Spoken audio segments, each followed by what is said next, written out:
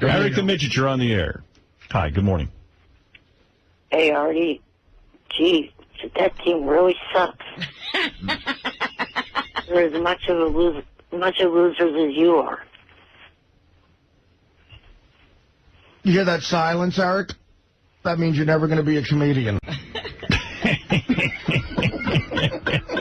That's a comedian's worst enemy, is that silence you just heard. Another thing Eric's not going to be. Yeah, it's deafening, isn't it? I'm not going to be center for the Knicks either. You got a better shot at that than comedy. Eric the shitty comedian, how about that? The A's are tied for first. Yeah. All right. When's the last time the A's won the fucking World Series? There was an earthquake. Eric's way tied into you being a loser. You should see the voicemails he's leaving me. Some of them are painful. Like, you can't even get through them. But really? Yeah, I'm going to play them for you later in the show. They're funny as hell if you hang in there with them. Hey, well, Eric does have, I got to admit, as much as I like to call him a fruit about American Idol, he does know a lot about sports. Why is that, Eric? My theory is you don't have a life. I do have a life. What else do you do besides watch these things? Well, Order now hits? I wet my bed. This year I've, gone to Vegas and L.A. Oh. The first couple months of the year. That's two things I did. What did you do in Vegas?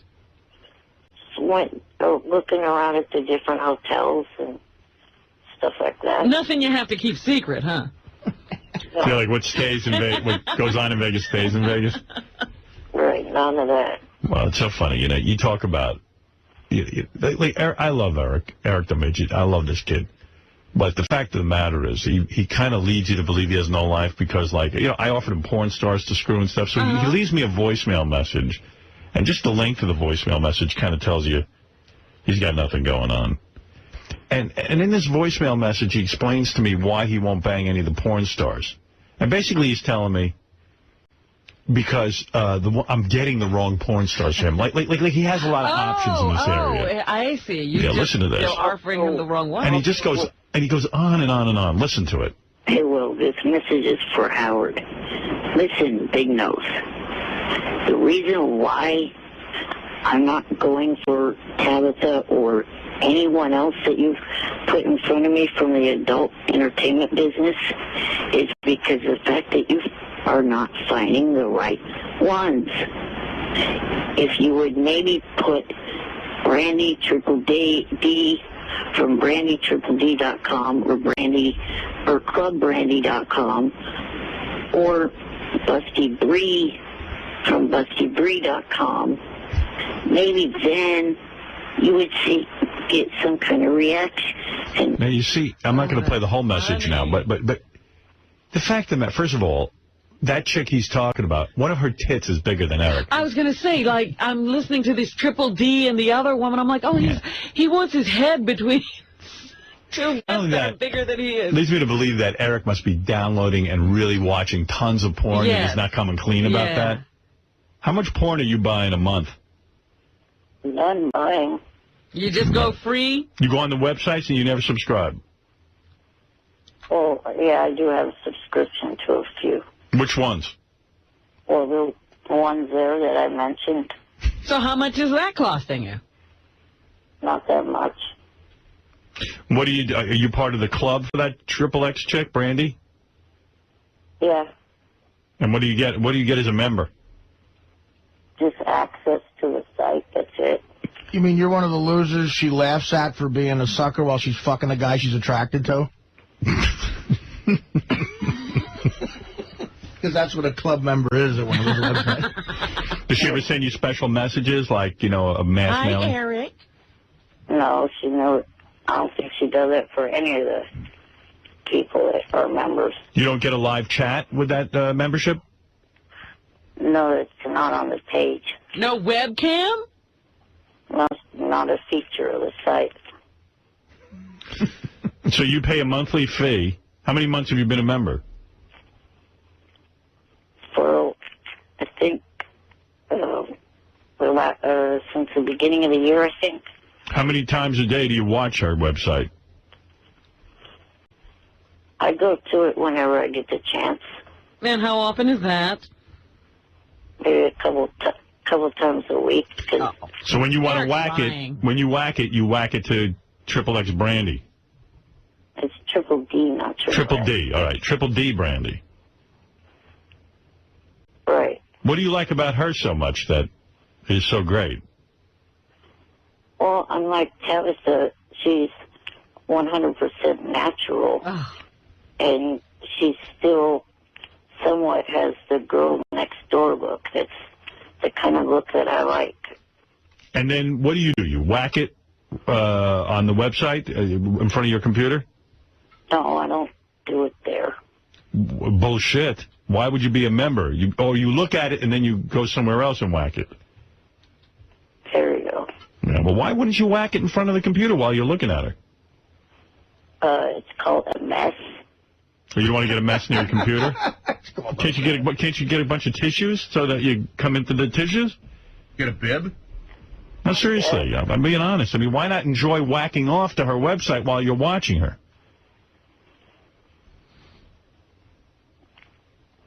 Well, I don't know exactly why. I just don't want to make a mess. But where do you go that you don't make a mess? The bed. I mean, everything goes on in that bed. You're telling me so much comes out of you that it's too big a mess? Oh, sometimes no. Well, your PJ pants must be crusty. I have to chisel them off. Let me understand something, Eric. I mean, you won't whack off while you're sitting at your computer because you feel it'll be too messy there. And you wait, you watch the website, then you get into your PJ pants and go into the bed. And you beat off what? You close your eyes and try to remember as much as you can from the website? Yeah. Seems like a lot of work. There has to be a way you can beat off. Are you afraid because you have a roommate you'll be discovered whacking off onto the computer? That too. Yeah. Do all your memories sort of mesh into one another, like with your baseball and everything? Like, did you ever accidentally jerk off to Barry Zito? No. So you whack off, and what do? You have a bunch of tissues there that you come into? How do you work it? So you don't make a mess. Hello? Eric? Eric, what happened to you? Hello? We crossed the line. Eric? Did he leave? I was trying to hook him up with Brandy Triple D, but Triple D Brandy, or whatever her name is. I don't know what it is. I can't even find her on the web. That was very rude. I mean, I wasn't being out of line. If you think about What it, did you say? we never went to that place with him. He never really got this into the jerking off thing. Well, he always claimed to be such a prude. He ain't no prude, that kid.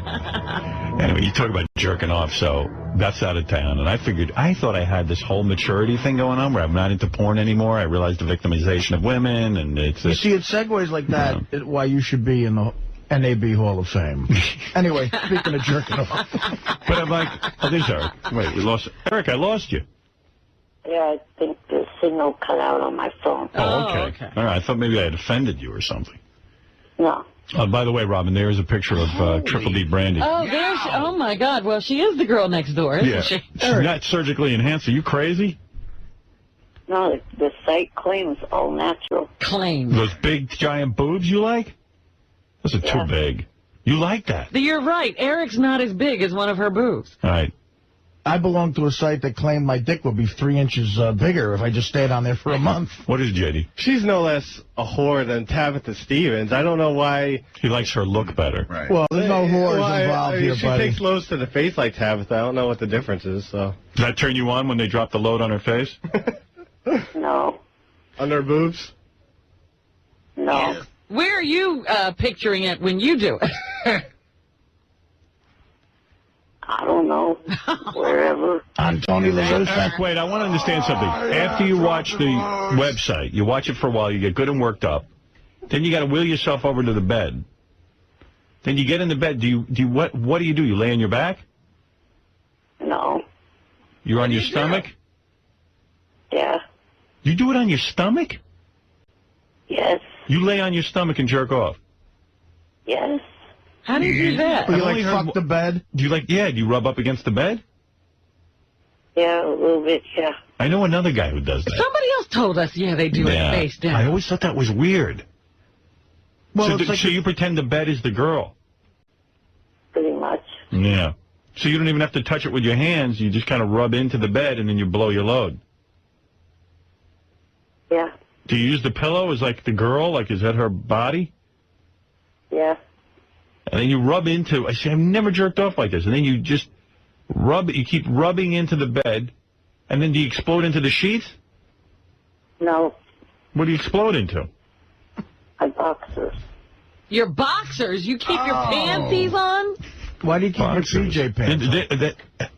Urine and goo in one combination. Dropping loads all over Eric the Midget's wheelchair. Midget fuck wet power chair. Wow. Whenever I stay at the W, I jerk off like that because their beds are wonderful. I know another guy who does this, Eric. You're not alone, but it's very unusual to jerk off laying on your belly. With your underwear still on? Yeah, like why wouldn't you just come into a tissue so then you don't get your underwear all foul? Don't know. Is it part of the excitement to mess up your underpants? No. I don't understand why you're doing like that. Like in the middle of the day, you have to get to the bed and rub up into the bed. I usually wait till, just before bed at night. Oh. So I mean, if you watch her website in the afternoon, you got to wait all the way to the night to jerk off. Well, I don't go to the site in the afternoon. Right. You wait till you have to go to bed. Right. Do you ever fantasize that you could maybe watch her pornos while you jerk off? Yeah, maybe. Yeah. Seems very, very depressing. You only have porn on the internet? You don't get the movies? I have the Girls Gone Wild DVD. Oh, you have the Girls Gone Wild. Howard, what about what That ain't good jerking off material. Eric, I'm going to send you a bunch of porn, okay? Okay. Yeah. Gary, we got shitloads of porn. Let's get the kid a collection. This is pathetic. What about the disabled midget jerking off into his PJ pants? Do you find depressing, Howard? I'm not sure what's more depressing. The fact that, just like the underwear is all gooby and it's like it's full of goo. Well, Yeah, if you then think you about got to flip over and get rid of them, right? Yeah, then what do you do with your underpants after you're done? Like, don't you have to get out of the bed now? And what do you do with them? Or you just let it dry overnight? Just let it dry. Oh, you sleep in them. Oh. But isn't it so... I'm going to throw up. Isn't it Chisel them off. Isn't it so wet? So in the morning you're like a ceramics class. Aren't your underpants really wet? So, like, isn't it uncomfortable to fall asleep? No, not really. Isn't it, like, stuck to your pubes and everything? No. I don't understand how that's not No, possible. I'm a guy. I'm telling you, the load can be pretty fucking heavy, and it's like, you know what? It'd be difficult to go to sleep with a Yeah, big I'm load. figuring he's got several casts of himself now around the Has anyone ever said to you, like, I know you do your own laundry, but sometimes maybe somebody helps. There's like, did anyone ever say to you, like, hey, man, you got crust all over your underpants? No. Because that This shit's... is why I know he wet himself that day. Look at what he could sleep in. Because that shit's got a stain, doesn't it? I guess. Yeah, and, like, I'm sure, like, if someone, like, saw you in your underpants, they'd say, wow, the dude's got... Who's doing his laundry? Yeah, like, Beth does my laundry for me, and, like, you know what? I do that thing, like, old guy thing where I dribble after I pee, no matter how much I kind of, like, try to control that and squeeze. Mm-hmm. And she goes, this pee... Like, the other night, I'm walking around my underpants. She goes, you know there's pee stains on your underpants? And I went, what? I go, that's not pee. She goes, well, what is it then? I go, no, I dropped some water on them. She goes, no, that's pee. Your pee. She goes, there's a big pee stain in your underpants. I go, fuck. I dropped some I can't bullshit my way water. out of this. I go, I guess I got a problem. You did an Uncle Junior. Yeah. No, I don't pee in my pants. It's like there's a dribble or two. Never wet my pants. That's 5 years from now. Yeah, I'm sure I'm on the way. Now, as you get older, man, like pee, like it's just the He stream. gets out of control. Yeah. It's all fucked up, everything. But last night, Eric, So Beth wasn't there, so I figured I'd beat off. So I got a whole porno collection because we get so much free porn here. That's one of the perks. Right. So I go and I grab a porno, and I put it in, and I don't know where I got this porno.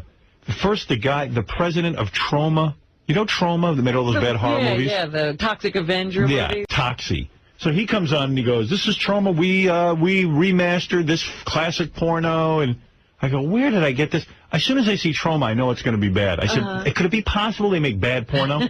So they remastered some old porno. There's like nothing going on. And you're led to believe it's a naked chick. I didn't even see any nudity. I fast forwarded for 20 minutes. I go, "Fuck this." I took it. I got rid of it. And I pulled out just randomly a Savannah Sampson. Oh, yeah? And it was a great scene. She's with the dude and another chick. Can't go wrong with her. It's like De Niro in the 70s. And this was really when she was much younger. It was like her first porno. Right. Boy, does she look good in that. I beat off.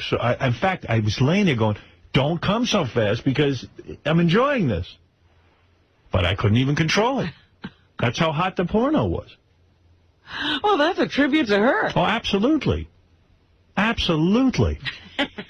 And she's dressed the right way. She got the high heels and all that. But my greatest pleasure is to beat off while I'm watching my porn. This poor guy. Was there any story at all, or did it go right to the scene? There seemed to be a story, but I fast-forwarded. Yeah. I went right to where they're fucking. Yeah. If there was anything wrong with it, the dude was wearing a rubber, but who cares? I don't care. With the idea that what do you got there? You got some stuff for Eric? You got some stuff for Eric? What do you got, Richard? Richard's in charge of the porno. What are you going to send my man? Ask him some titles and see if he wants them. Eric, do you want Tinker with my stinker? I don't know. It's got Bree Olsen. It's anal. You into anal? Not really. He likes getting He likes big boobs, too. Here's one he might like. Cream-filled MILFs. You like MILFs? Yeah, I guess. Older ladies? Mom said like to fuck? Okay, we'll set that one aside. Black dicks and white chicks, number 14. No, thank you. Give me that one. You want that one? No, I don't care. Are you into that, Eric? You'd like to see black guys fuck white chicks? I guess so. Okay. Oh, Okay. you little kinky devil. My man. Okay. Here's a good one. Fucker, Jerome. Go, Shaq, go. Oh, yeah. The else you whirly got? bird dunk on her. We got cum fart cocktails, number 4. Oh, yeah. I got 1, Did you 2, see that and one? 3. No. Yeah, it's got Is it good? Tory Lane. She's one of my favorites, yeah. He send him. He wants it. Okay. It's just called cum fart. Doesn't mean anything. Do you have any black guys come farting? You got any cum pajamas? Now, films? that one you're holding up in your hand right there looks good. That chick looks hot on it. Who's that? This one? Yeah. Interracial sperm donors. That's another black guys Yeah, with he's white into chicks, so interracial. we'll You send can him that throw one. him all of those. I like to see them fuck white girls. Oh, here's one. Here's a black lady with a white guy. Eric, you into that? It's called rectal intrusion. Do you like black ladies with white guys? I guess I've not really watched any. All right. Well, throw that one in there just to see. Okay, so we got See some if he good likes ones a little for Eric. chocolate to Well, like. you got to find him some girls with big boobs. He really likes the big boobied girl. Yeah, like the sick kind of big boobs. Yeah. The painful. What could he ever do with those, though? Like, his hand can't be any bigger than their nipples. What would you do to that triple D girl? Whatever I could. Whatever he could. Do you have any midget porn for him? We could find some, I'm sure, yeah. Are you into midget porn? I don't really know. Get him some midget You know porn. what Eric might like that we have is extra hairy girls. Like girls that don't shave. You like that, Eric? Not really. Like the retro bush? Not really. Or how about pregnant girls? You like that? Yikes. No, nobody likes that. Eric, do you ever try jerking off with your hand instead of rubbing into the bed? I use my hand too. No. All right, well, now we're going to send you all this. I got. With you into this? Girls with psoriasis 3. No. Do you have any movies where the cast of Car Wash fucks the cast of Charlie's Angels? All right, Eric, look, I'm going to go. And we're going to send you some porn, okay, pal? The other week, why I've not really gotten into that whole thing is because of that stupid website, Wikipedia. Wikipedia? What did he say? He says the other thing he hasn't gotten into it is Wikipedia.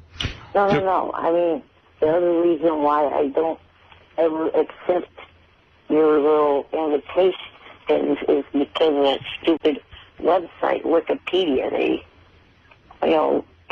people end up reporting that crap on the website. So it goes into your bio. Right. Eric, don't take this wrong, but what the fuck are you talking about? Yeah, exactly. Nerd speak. Really? Yeah, I mean, who cares what's on your bio? Stop looking at Wikipedia. Man, get a life. I'm going to be running for president. You know what? I've never looked at Wikipedia, and I never will. Oh, yeah, by the way, their definition of a whackpacker, I don't fit any of it. All right. Hey, what was the other voicemail Eric the Midget left me? I got to find it. Let's see. I got to find it. Was it one about how he played you or something? Yeah. Where's that? Oh, is he still carrying on about American Idol? I think so, yeah. Well, I'll get the word from Baba Booey. Baba, come in here and tell me where that is. Baba Booey. Come in here and tell me where. I was on the phone with Baba Booey.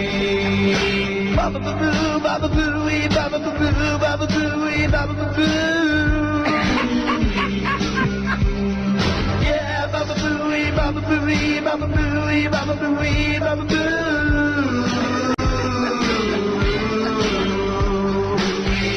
Yeah, Baba Booey. Do you know where that is? Where Eric? It's on that same page where the voicemails are. Gary preview page. The ones in pink. It's right underneath.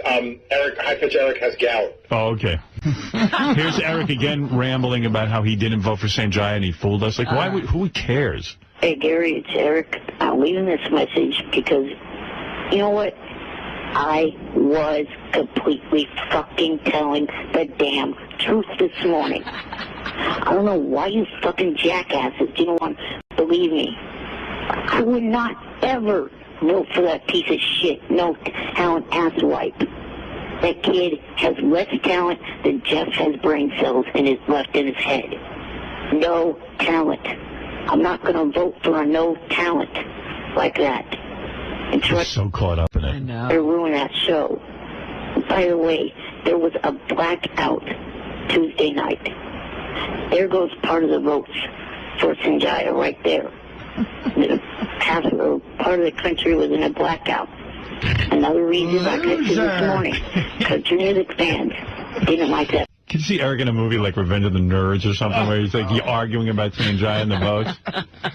I mean, you just sound like the biggest fucking geek. Really? How Eric. old are you again, Eric? Eric. He's gone again. Oh, he's got that problem with the phone. Speaking of American Idol, so Eric the Midget has his internet show. Mm-hmm. We love when Eric the Midget calls in now because we can watch him on that internet connection that Johnny Fratto set up. Yeah. It's amazing. It's fun, right? Yeah. So now, I guess, while American Idol is on, Eric the Midget has live commentary. And he's got a female sidekick. Wow. But I don't know. I take it they're on some sort of weird connection because the whole thing, she echoes every time she talks. So they've got the technology down. Yeah, she's like, Eric. You know. And it goes on through the whole show. Nobody ever corrects it. Yeah, and it's like the show, I haven't heard all these tapes, but the show is in two phases. It's one is like where listeners will ask questions and stuff. While American Idol is going on. This is all during American Idol. Like, Eric's on the camera. I don't know if the chick's on the camera, but he is definitely on the camera. And he's watching American Idol. You watch him watch American Idol, and he makes commentary. And he's got the chick sidekick, who I think is in another location, I'm assuming. Right. By this echoing. So I have clips. I had JD pull some clips. I mean, I could listen to it all day. If you tell me if it gets boring, right? Because I'm fascinated. You have no judgment on this. All right, here's Eric. You can hear the singing going on in the background. He's watching American Idol, and he's offering his play-by-play. All right. And the girl is too. I don't know the girl's name. Oh, my God. Do you hear this guy, Eric? Unfortunately, yes.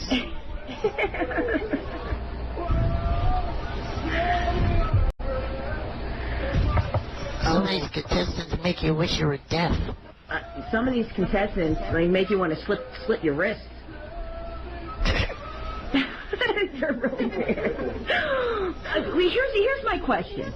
Don't they have anybody around them that likes them and loves them and would be honest enough with them just to say, dude, you can't sing? Guess not. Wow, And this is Internet Warrior said because their relatives are Riri's too.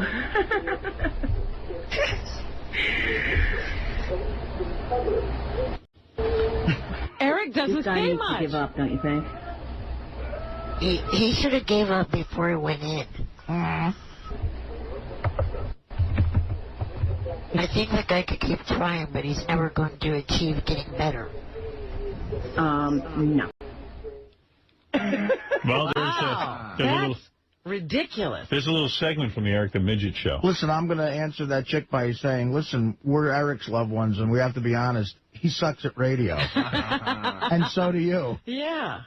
That's amazing. Well, that's what goes on during the show, but also there are moments where Eric Takes questions and discusses stuff with his sidekick. Eric, do you have any...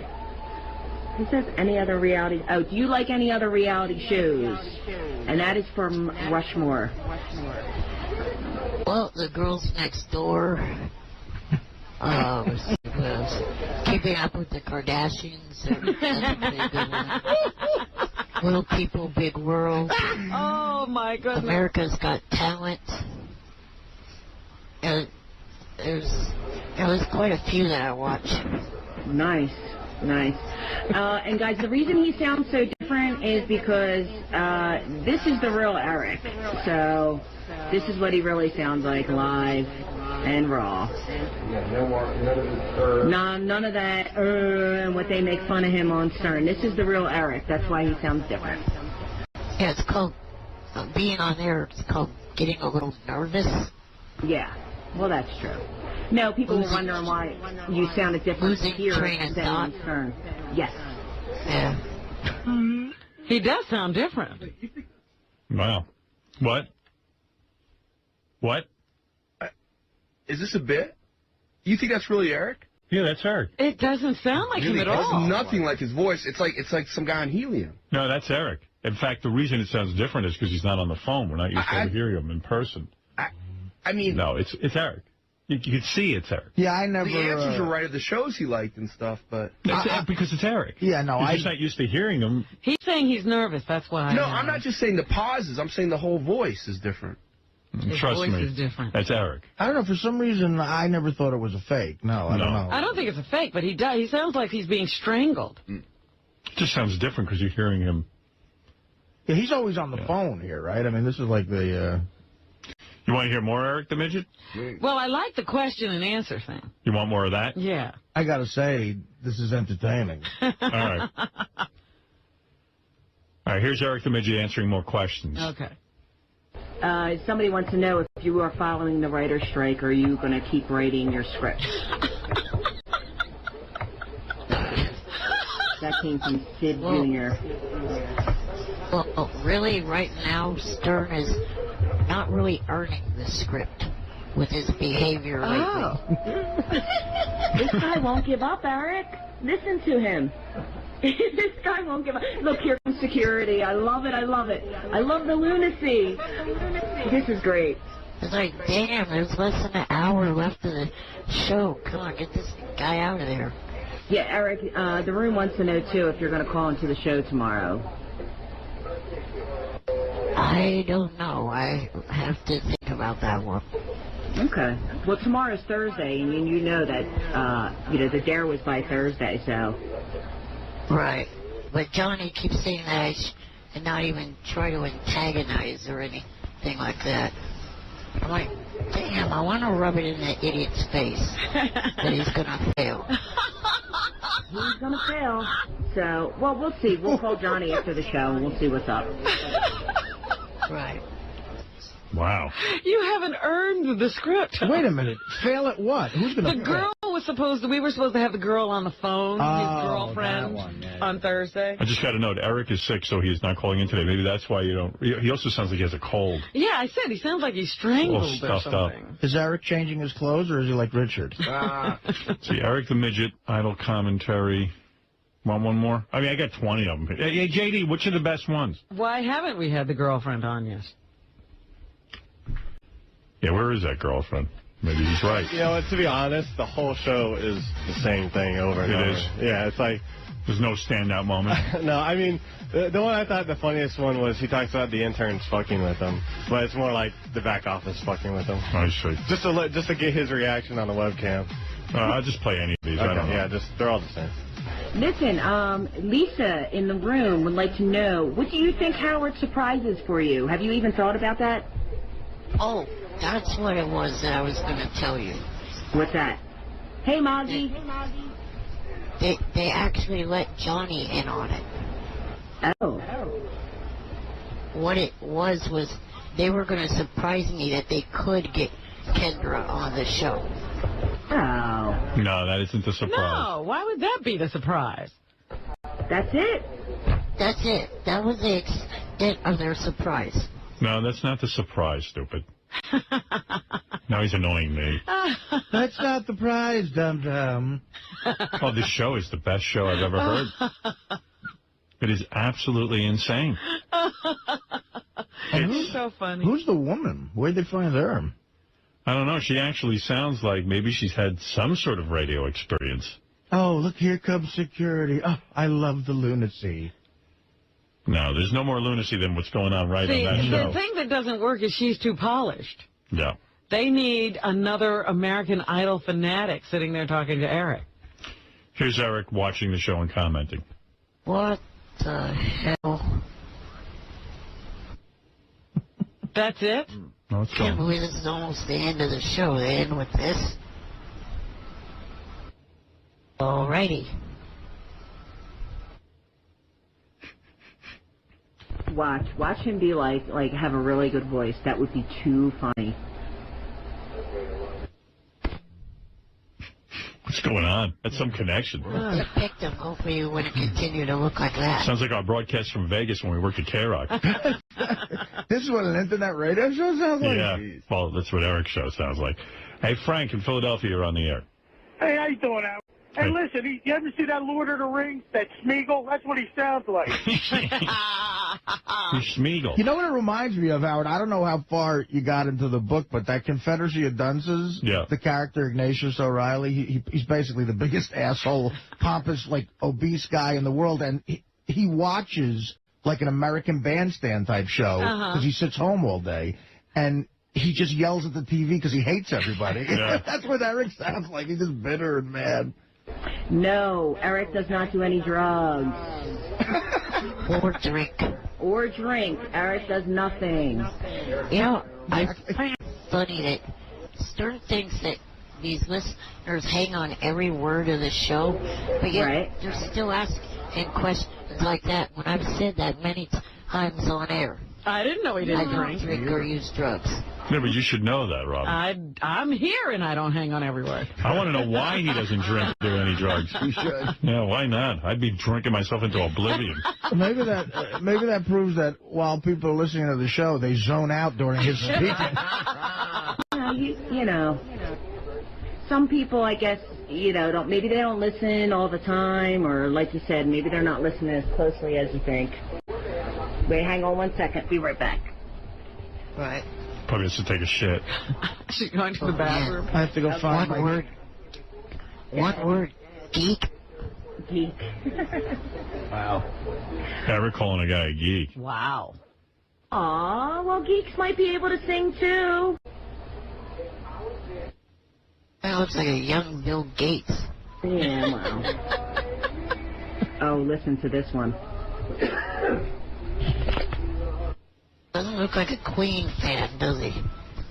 Not at all, Eric. Not at all. What a great accompaniment to American Idol. Wow. Yeah, how did I watch the show last night without this commentary? Eric, congratulations. What a show.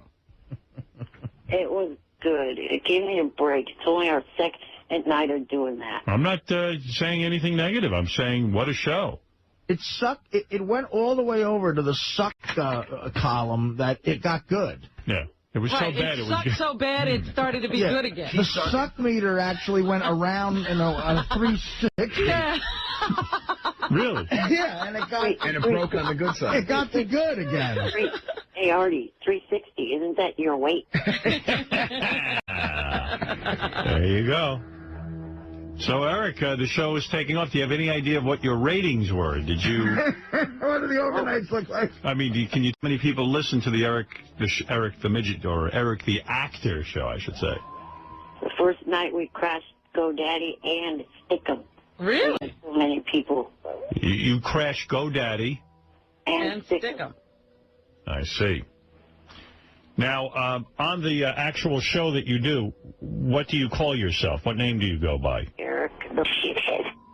Okay. No, I go by Eric the Actor. No, but you just said Eric the Shithead, so I'm not sure. Did you go by Eric the Actor, Eric the Shithead, or did you use another name? Eric the Jackass. Oh, okay, all right.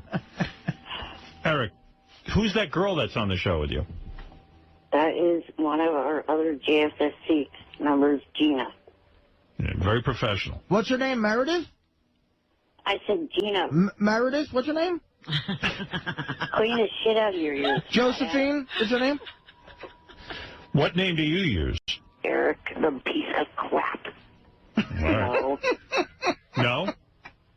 What name do you use, if not Eric the piece of crap? Eric the butt fucker. Wow.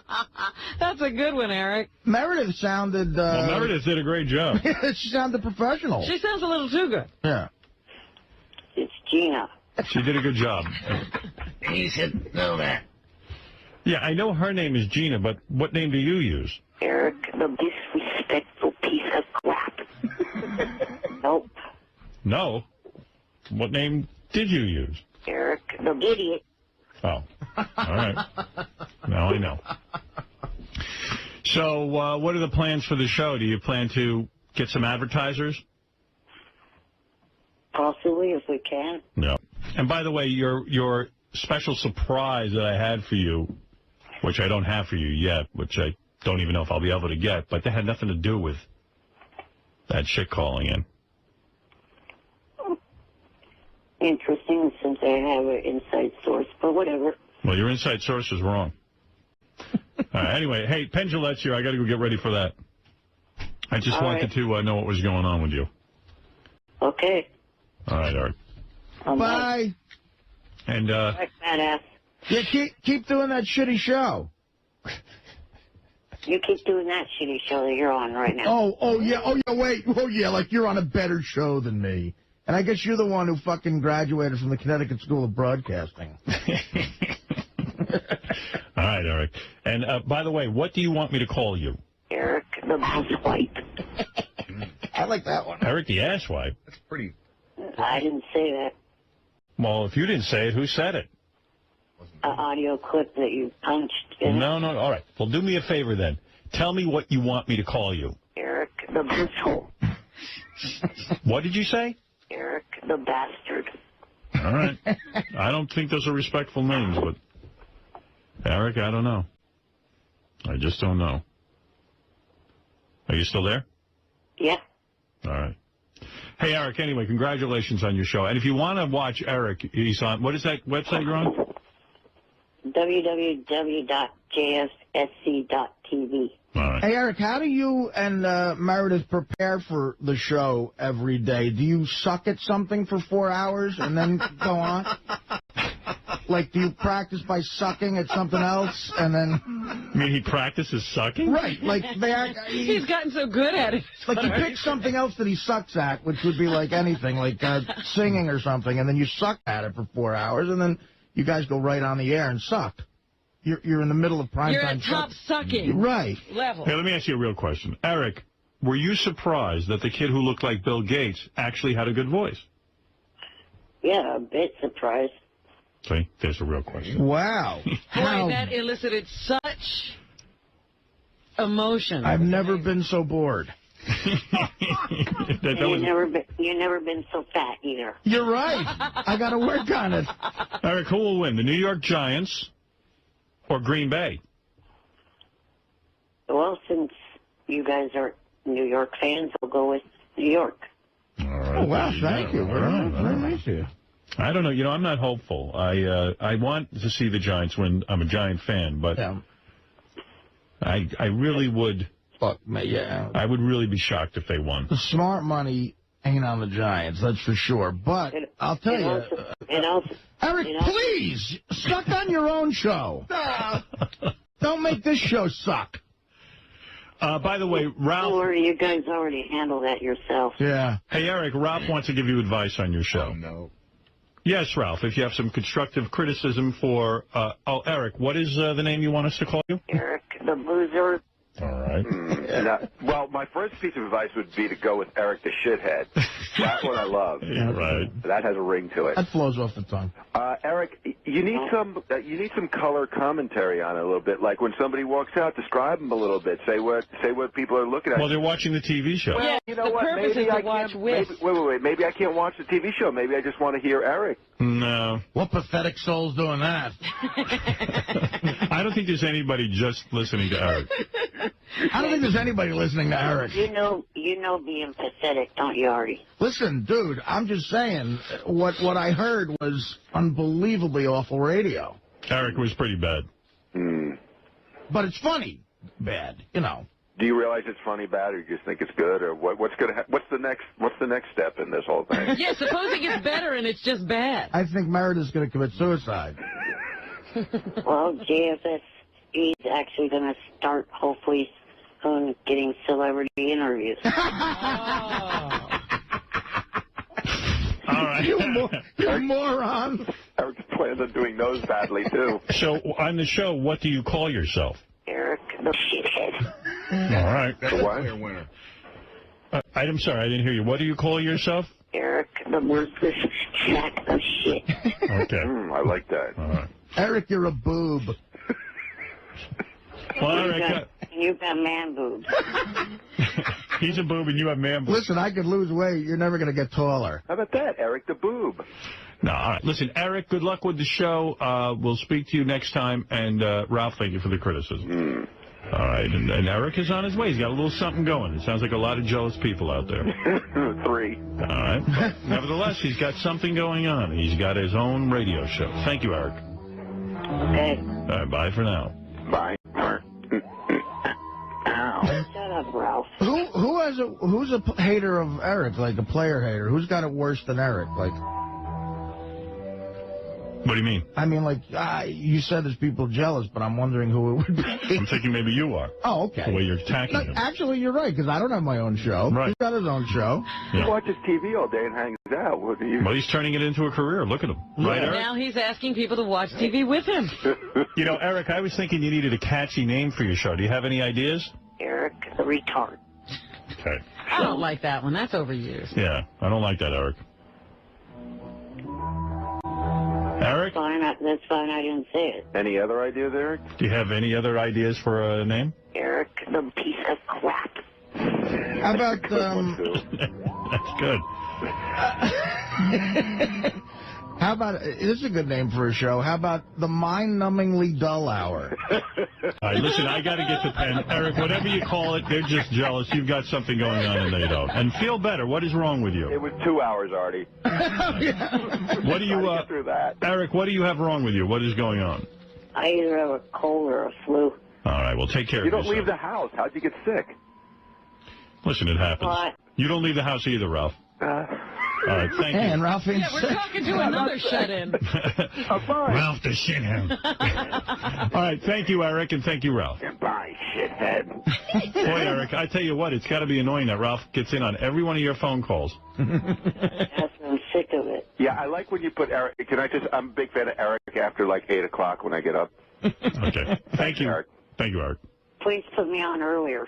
Really not up. Well, okay. And for the record, what do you want to be called on your when you're on the show? Eric the butt fucker.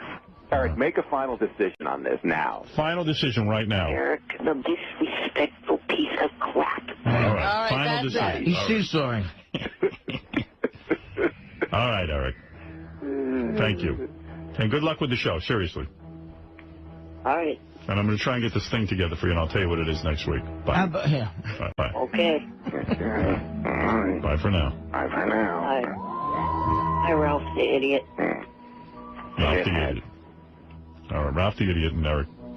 The disrespectful piece of shit. I don't know, the show, you know, it needs a little work. It's going to start humming. You sound a little bit jealous. I am jealous. When I called it mind-numbingly dull, I was clearly jealous. You could see the kid sounds like he's onto something, and you're getting a little envious. Because you're right, because every thought in my head is negative. Like I was going to say, you could call it the show that'll make you shove needles in your ears hour. Yes, Mike, in White Plains. Hey, what's up, guys? Hey, now. It sounded like the first lunar landing that show. Yeah, like, one small step for man. It's like the lunar landing. It's like they haven't perfected the phone yet with that show. Oh, the echo and everything. Yeah, it's all over the place. One tiny man for man. Eric, what do you think of the show?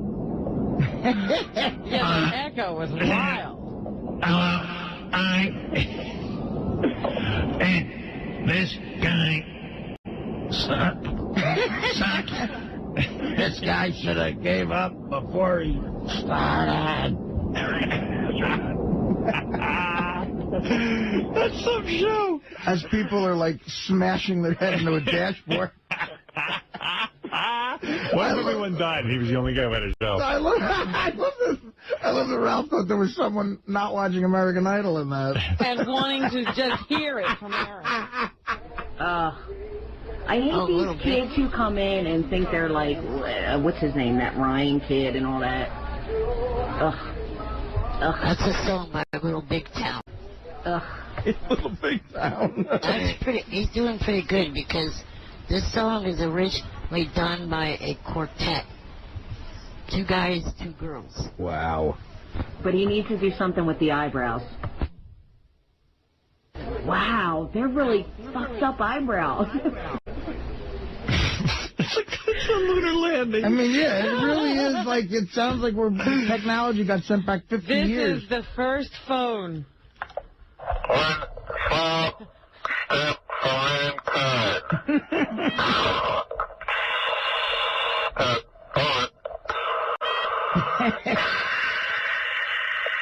Look at that guy. His eyebrows are... And...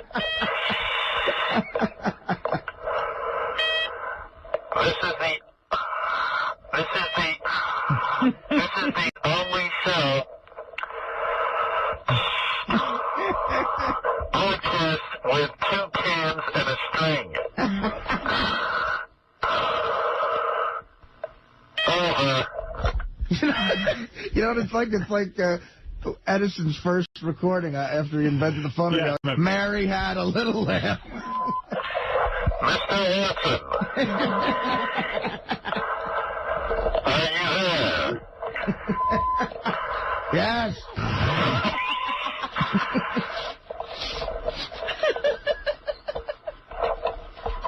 What did Watson say to the... I thought Edison said Mary had a little lamb. Watson, come here, I need you. Yeah. Oh, right. Watson. Come here, I need you. It's great. You know what? I want to get tapes of that show. I listen to it all the time. It's good. I'm going to tune in next week. You're right. I am jealous. Yeah, you are. I see. He's got something going on. Yeah, see, it's become parody already. Don't forget, you have stuff going on, too. There's room enough for everyone in show business. Like obesity. I got to put that kid in a movie.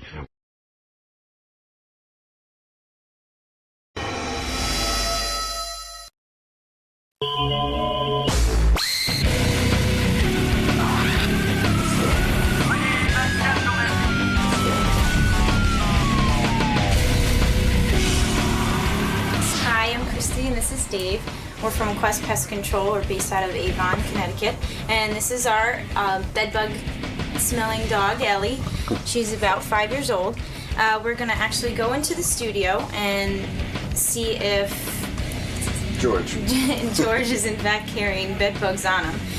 What we will do is we'll go in, we work from left to right, and we sniff, we inspect everything. And she's about 98% accurate. Now, how long does this process typically take for, this is not a huge space, it's not as big as a house, but it's an average, let's say 2,000 to 3,000 square foot home probably takes 10 to 15 minutes, probably, depending on how much furniture there is. And but the beauty of it is, that we can locate and pinpoint these low-level infestations. The dogs can smell something as small as an egg, which is about the size of a grain of salt, that we, to the human eye, could barely ever find. The things that people have to remember is that the dogs are used to pick up on the presence of odor. They wouldn't even know what a bedbug looks like. They will just walk right by it. So even though she's smelling, and if she alerts somewhere, that's where she's picking up the odor. It doesn't mean that something is necessarily there, because she's at the mercy of the air currents within the room. Okay. So, if there's an air conditioner or fan going, it's pushing that scent away from the point of source. So she may pick it up 15 feet away from where it actually is. But she'll be able to tell if George has got the bugs. Without a doubt. We're very nervous, Ellie. Please help us. One important point also is that we have 3 dog teams with the company, and they're all NASDAQ certified and accredited. There's a big difference between just a bedbug dog and a NASDAQ certified canine team. Right, and we actually have a certification that we can show. And the dogs are scientifically backed up. So we're getting the real deal piece of mind. Absolutely. Yes. Yeah. All right, thanks for coming today, guys. Right, thank you. Thanks, Ellie. Help us. Oh, the bedbug dog is here, George. Uh-oh. You ready to get sniffed? All right. Hold on a sec. But, what if the dog comes in and stops by somebody else? Good. Throw him out of here. If they stop by me, throw me out of here. If I were smart, I would not have talked about it. Well, that's what Howard said. You're announcing that you have bedbugs. Yeah. I didn't know it was like the plague here. Well, it is like the plague. We don't want to be contaminated by you. Yeah, I'm discovering it. Yeah. I don't think I came near George once yesterday. You wouldn't hug me. I reached for you. And you ran away. Ronnie, the limo driver, was out there is seriously asking if the dog needed to fill out a release form. I'm not kidding. Don't even say that, I swear, all of our guests I hear it. I have to sign a release. Uh-huh. She was asking if the dog needs to sign a release. How's a dog going to sign a release? How's the dog going to sue you? Yeah. Ronnie, what the fuck is wrong with you? Excuse me, I think the dog needs to sign a release. Does Ronnie think that the dog can sign a paper? Yeah. You guys should have told him yes. I want to see Ronnie convinced. Yeah, put that pencil in between the paws. Ronnie, a dog doesn't have to sign a release. You know that, don't you? What's the matter with you? I was joking around. I heard you weren't joking. No, I said to Gary, do you have the dog has to sign a release? What are you laughing at? You're going to get your balls sniffed. I haven't been bitten in 2 nights. Hey, what does that mean? While I have you here, Ronnie, you saw Benji yesterday in the hall. He dropped his salad on the floor. Correct. And then he picks it up with his hand and shoves it back in the bowl? Correct. Wow. That is just disgusting, Benji. Get a new salad. You're eating off the floor. Crying out loud. Because he downplayed it yesterday. He tried to make it like... What did I say yesterday? You said you picked it up off the floor and threw out that part. I said I picked it up because if I knew if I said, hey... You picked it up and stuck it in your salad bowl and ate it.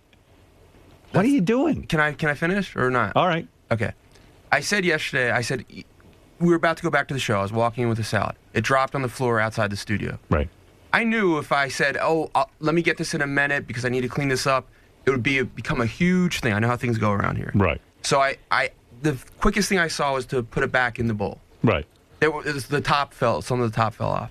I came in here. Right.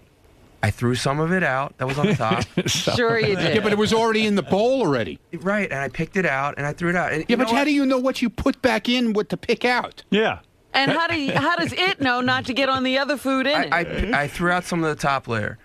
I had just stepped in dog shit and walked on it. Have you ever dropped something on the floor and thrown out some of the top layer? No. All right, well, we're different. Yeah, but you put it back. What I'm saying is, Benj, you put it back in the bowl with the rest of your food. Which makes all the food dirty. You don't know what parts that went back in the bowl and what parts you No, his threw hand's out. like a measuring cup. You're right. It wasn't exact. You're disgusting. It's the point. All right. What My hands are like a shifter. What you should have done was you should have said to me, listen, dude, I got to go back on the air. Oh, this would have been great. Could you get somebody like to pick this up? That would have become a TV Hey, show. Benji, it's not a big deal. I'm just telling you, in the future, you might want to consider not eating off the carpet. I mean, there's fibers and all kinds of... Everyone walks over with their Look, shitty if he's shoes. doing that here, what else is he doing? Yeah, I don't know. I eat feces. So, no, what That's what I do. I'm just trying to say you might want I go to bathrooms and I lick toilet. Forget it. You're missing the point. He's making it like an argument. I'm just telling him it's not a good idea to do that. But you're okay. First of all, tip of the iceberg. Right in the middle, you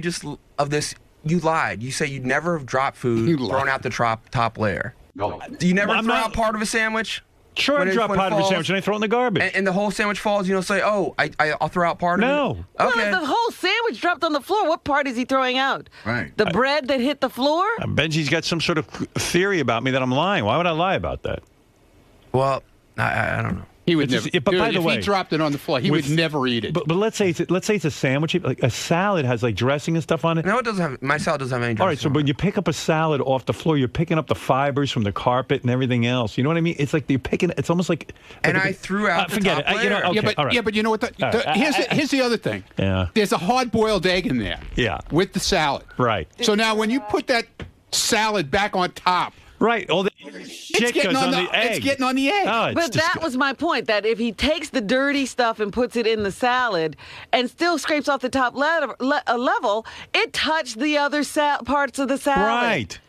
Hey, you know what? I guarantee if I examine your food, I'll find feces in it. Good. Okay. All right. You know what? Because that's you don't have to examine my food. Right. If I'm just giving you a tip. I'm not doing it to attack you. Oh yes, you are. No, I'm not.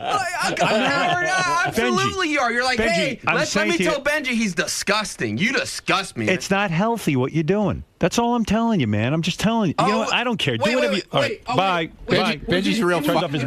Wait a minute, Ben. He's real feisty this morning. Yeah. Isn't he? It was. Wait, I didn't realize. I didn't realize you were trying to be nice. Right. I was trying. I didn't realize that. Benji, when was it Howard making it disgusting? I didn't realize that Howard was just trying to make me healthy. No, I'm sorry. When I did apologize. he make it disgusting?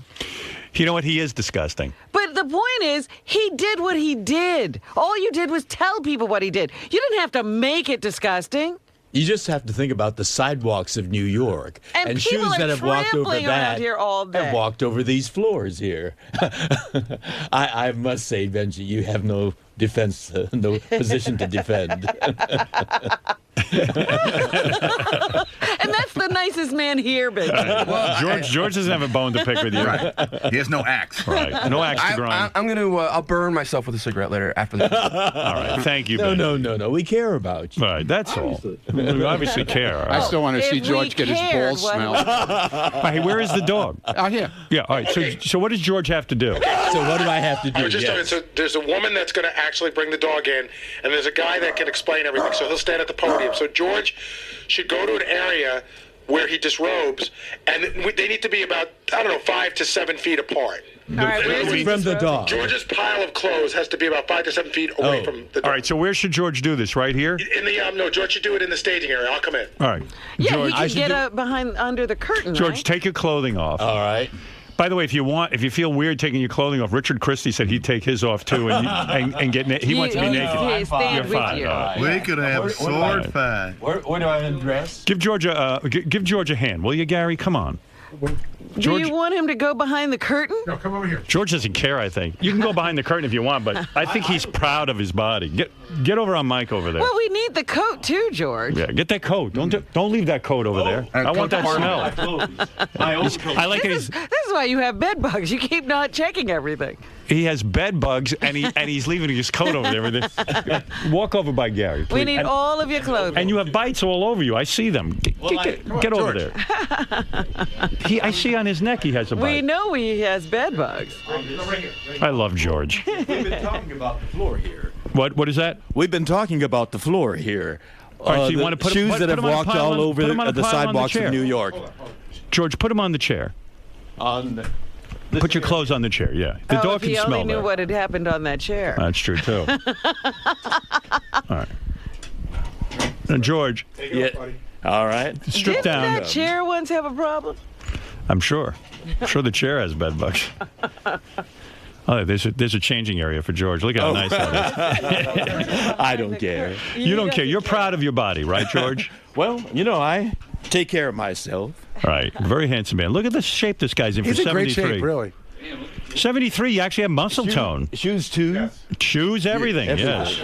I hope he wore underwear. Did you wear underwear today? What? Did you wear underwear, I hope? I did. All right. My feet, however, are not pretty. I had foot surgery, which Go ahead. was not successful. Uh-oh. So, what was wrong with your foot? What was You may wrong? want me to keep my socks on. What was wrong with your foot? The right foot is really deformed. It is? Yes. What do you mean? What happened? Tell me the surgery. Well, I had an extraordinary... a fan gave... This was like about 30 years ago. Yeah. A fan gave me... pedicure? A beautiful pair of running shoes. Let me see your foot. That's no big deal. It's no big deal. What do you mean? Your toe fucked up? Well, I had surgery, and it didn't work, and it's... Your feet like are that. a little fucked up. That is weird. What is that? What It's What did the fan give you that caused that? pair of running shoes, beautiful pair of running shoes. Yes. Back then, in the 70s, it must have cost $100. Yes. But it was a tad too small for me. Right. But it was so beautiful, and I had a 10K run that Sunday, so I squeezed my feet into them. Oh, Yes. George. And did the 10K run. And that night, I got the most horrific cramp. My foot just fisted up like this. Well, you're taking the mic away. Yeah. You got a 132. What are you doing? And all the muscle on my right side, from my foot to my thigh, buttock, back, and to my head, just cramped up. And I had to be taken to the emergency hospital. Wow. And they put me in this iron rack, this medieval rack. Yeah. That sent electrical currents through my muscles. This is unbelievable. And pulled me up and down and relaxed the muscle. All from shitty sneakers. Yeah, from small sneakers. So what happened to your toe? And my foot remained in this position. Curled like that. up. Yeah. Yeah. So I had surgery, which opened up your foot. Opened up my foot, but over about a 3-year period, it went right back. Oh. And so I went back to the that. doctor. Let me see your foot. Oh, wow, man. Yeah, okay, when you put it down like Isn't that something? Yeah, but both feet are Both like feet that. are like that. Well, this eventually started happening, too. I guess Wow. compensate for that. You're kidding me. Isn't that terrible? George, get some shoes. And then I had a George, I think operation. Yeah, look at that. What the hell's on your belly? there? This was when I was about a year and a half, 2 years old. What, you get shot in the I stomach? got, no, interception. Interception? Interception. What is that? And, well, it's intestine that's supposed to be like this somehow doubles up. You're like a walking medical. I It am. looks like he's And got so 3 they, nipples. George, I've never. Wait a second. If the shoes fucked up your one foot, how could both feet be so fucked up? I don't know. I mean, This happened much not from- later. That's not from the shoes. That's not from the shoes. No, it was just this. Both feet side are that- both feet are fucked up. I've never seen feet like this. That's why I told you. Do you want me to take what my are you- socks off? What are those, panties or underwear? Oh, look at those. My God, you're in good shape. you. Do you still run, or are you unable to run? No, I just work out. You just work out. You're not able to run. Because of this. Yeah. My doctor wouldn't allow me to. But I walk. Those are some bizarre-looking brisk walk. feet. I think know. it's great. I know. Do you have I shoes keep my that feet fit covered. now? You Only do? for you. What if you go to the beach and stuff? What happens? I keep my sandals on. You do? Yeah. Yeah, with socks. No, not with those canvas. Oh, you have a Shoes. covered shoe. Robin, I think George's feet are not from running. No, it's they're from not. It's some kind of weird disease or something. He's got some condition, because it wouldn't have happened on the other side if it was That's right. one of an issue of a shoe. Okay, You here are my should clothes. have, but George, you should have shown your feet on Star Trek. I mean, that's- You're an and an alien. alien creature. Yeah, he has 3 navels and fucked up toes. From my ankle down. does it hurt when you walk? Well, I have orthotics in my shoe. And how many toes do you now have? You have more than 5. I'll tell you that. There's a big toe, and then there's like another sort 7 of toe. others. Another sort of, no, it's the normal 5. 5? But it's just cramped up like this. And do you shave your whole body? I mean, No. you look good. I'm Asian. You're Yeah, a good-looking Asians man. don't have a lot of You body can see hair. why Brad is attracted to you. Yes, but I've never seen feet like Well, this in my wouldn't he life. have made a great alien? He has 3 navels. You should have played over there. You have so 3. I need to be away from. Right, you have 3 belly buttons and 17 toes. I was very attached to my mother. Now, if we put the clothes there, Gary, will the dog be able to smell them there? All right. Bring the dog in, So, Howard, George. we're bringing in 2 people. There's a guy from the place who could tell you all about bed bugs and tell you what's going on, and then the All right. woman who's got the dog. The beagle. Okay, the right. names are right in front of you. Oh, thank I you. wonder how you train these beagles. Yeah, well, we'll find out. All right, so we're going to find out if George has any bed bugs on his clothing. Hey, guys, good to see you. All right, come on in. We need you. We need your help. This is, of course, from Quest Pest Control. Christy, who's handling the canine, and Dave, who's the operations manager. What is that, George? I was asking Will. Wait, the dog's going crazy near the clothes. Wait, watch. Now, what are we going to do here? Are we going to allow the dog to go over toward the clothes? Yep, I'm going to take her around left from right. I'll start at the speakers and go around. Yeah, and it's have these her- clothes in that chair, by the way. Okay. All right. And the beagle is beautiful, by the way. Gorgeous dog. Okay, come here, Ellie. We're going to go to work. Beautiful dog. Come All on. right, be quiet, George. I'm trying to hear it. Please. Okay, the dog is smelling. Shh, shh. Wait. Oh, the dog is near the clothing. Now, can the dog get to all the clothing? Yep, come here. I'll have it jump. Oh, wait. Up. Up, get up. Come on. Up. Good. Good. Smell George's clothes. What's going on there? The dog is all over George's clothes. No, he's just sniffing like he sniffed That's the... right. He's sniffing. Okay, George. He's Easy doing does his it. job. Take it easy. Let him do his thing. Down. Come on. So what do you think? Go to work there. Oh, Wait a minute. We're not done. not done. He hasn't said anything. What is he supposed to do when he... He gives us a detailed report. George, Yes. don't make the dog nervous. The dog just saw your feet and ran out of the room. See, he's just as enthusiastic about that pillow as he was about my clothes. Let me tell you, that pillow could be suspect. Believe me, anything in this room could be suspect. All right, so he's clean. Yep, all set. Your clothing is clean. Yes. Yeah. What about George? Ah, what a relief. All right, now let me ask Dave something. Yeah. Dave, you're the owner of this company. George has bed bugs in his apartment. Yeah. So can he bring them in on his clothes on any given day? Absolutely. Right. Yeah. So what's to prevent from tomorrow his clothes being covered? Well, if there's access to a clothes dryer, that will help. The Right. clothes go in there, 15 minutes, high heat. Right. That will kill all stages of life. But that's got to be done prior to coming in here. Can you run your clothing through a... We have, as a matter of fact. Right. And when the beagle came through our apartment, it went through the whole apartment, all the closets, the hallway, the foyer, the living room, the kitchen, and it found it only on the bed and the couch by the window. Chrissy, how much training has this dog had?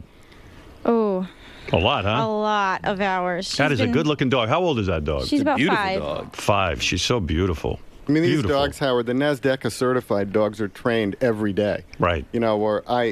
Christy and Ellie, we also have Sniffer, who's here with us, and my dog, Bugsy. We train them with live insects every day. This is an epidemic, right? Don't you believe... Pandemic. Don't you think DDT should be brought back? Actually, they're resistant to DDT, I and that's keep part trying of to the tell problem. you that. It will kill them. It will kill them. God, DDT will do it. We have the DDT. What It'll do is it. wrong with you? Listen to me, Rob. Yeah, we chose the non-toxic. Well, they treat Exterminate. your part. He's the sniffer. He smells this stuff. Yeah, well, for the treatment of the apartment. Was it done with heat? Heat?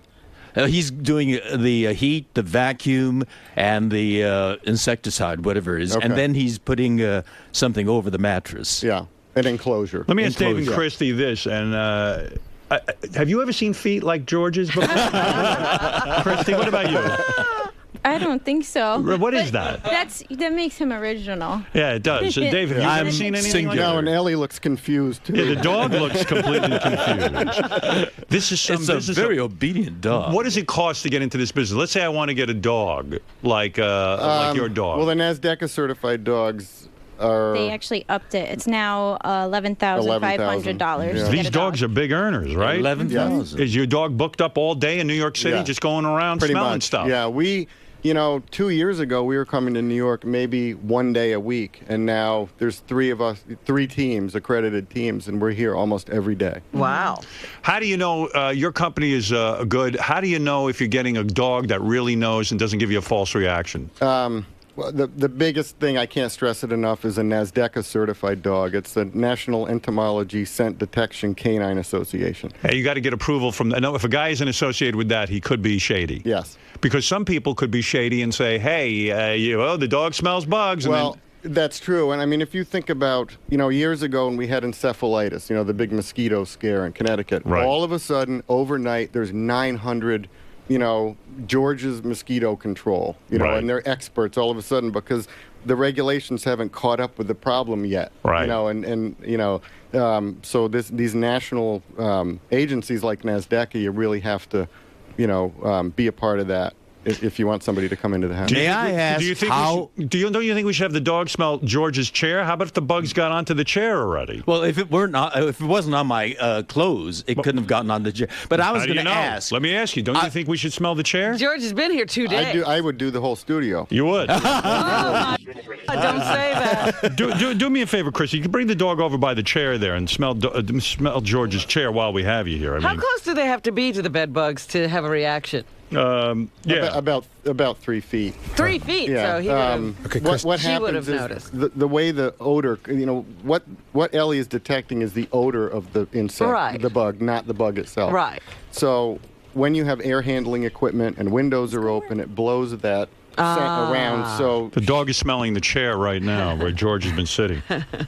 You see anything there, Christy? And then smell Benji. Nope, all set. Yeah, smell Benji. If it wasn't on my clothes, it couldn't be on the chair. May I ask, sir, we were here in October. Yeah. And we live in California, but we were here in October, and we had no problem.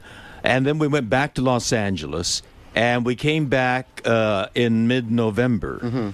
And from the the second or third night, I started getting bitten. Yeah. How could we have gotten it?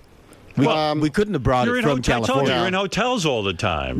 We weren't in a hotel for the time that we were here, went back, and then came back. In other words, he wasn't in his apartment. Right. Could it be that either other people in his building have them and they migrate? Yep. See? If there's any kind of common area in the building, either a seating area air or vents. There are. They're finding now. There's a club floor and there's a gym. The gym, we find them in gyms all the time. We find them behind wall plug outlets. I see. They will migrate anywhere. So then we can get our apartment cleaned. But if I go to the gym, I might bring it right back. That's the problem. Oh, my God. DDT is the answer. He says it doesn't kill him. He's wrong. There's one thing he's wrong about. Trust me. DDT will take care of the problem. I think you have stock in DDT. No, I don't. I have no stock. I have no interest in DDT other than I'm a great American and I want to see this country saved. And I want to see the people of the world saved from malaria as well. I'm a humanitarian. Will DDT take care of malaria? Yes. Yes. It will. Yeah. There you go. Then get it for that and leave me alone with the bed bugs. If it weren't, I'll give you a plug. If it weren't for DDT, none of us would be here right now.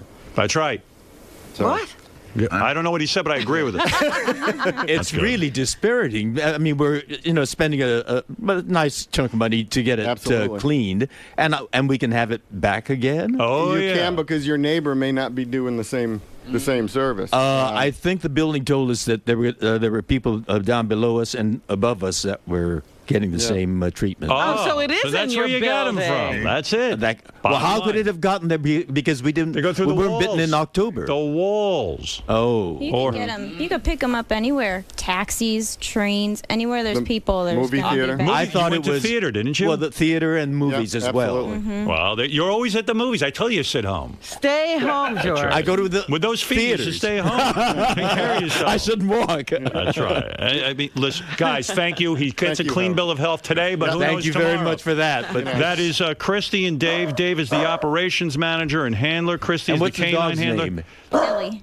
Ellie. That's Ellie. Thank you, Beautiful Ellie. dog. You're gorgeous. And I'll give you a plug. Quest Pest Control. Yes. You're the guys to call. Yep. Or bedbugdetectives.com. Bedbugdetectives.com for more information. Go on Quest Pest Controls Services or bedbugdetectives.com. Thanks, guys. Thank you, Howard. Thanks for giving him a clean. Thanks for getting him naked like that so I can see his feet. All right, thank you. Bye-bye. All right, bye, guys. Isn't that a Pleasure beautiful to dog? meet you. Gorgeous dog. Take the dog by my office. Make sure I'm clean as long as you guys are here. Please. Check the green room. I sleep in there. I don't want to get these things. I'm trying.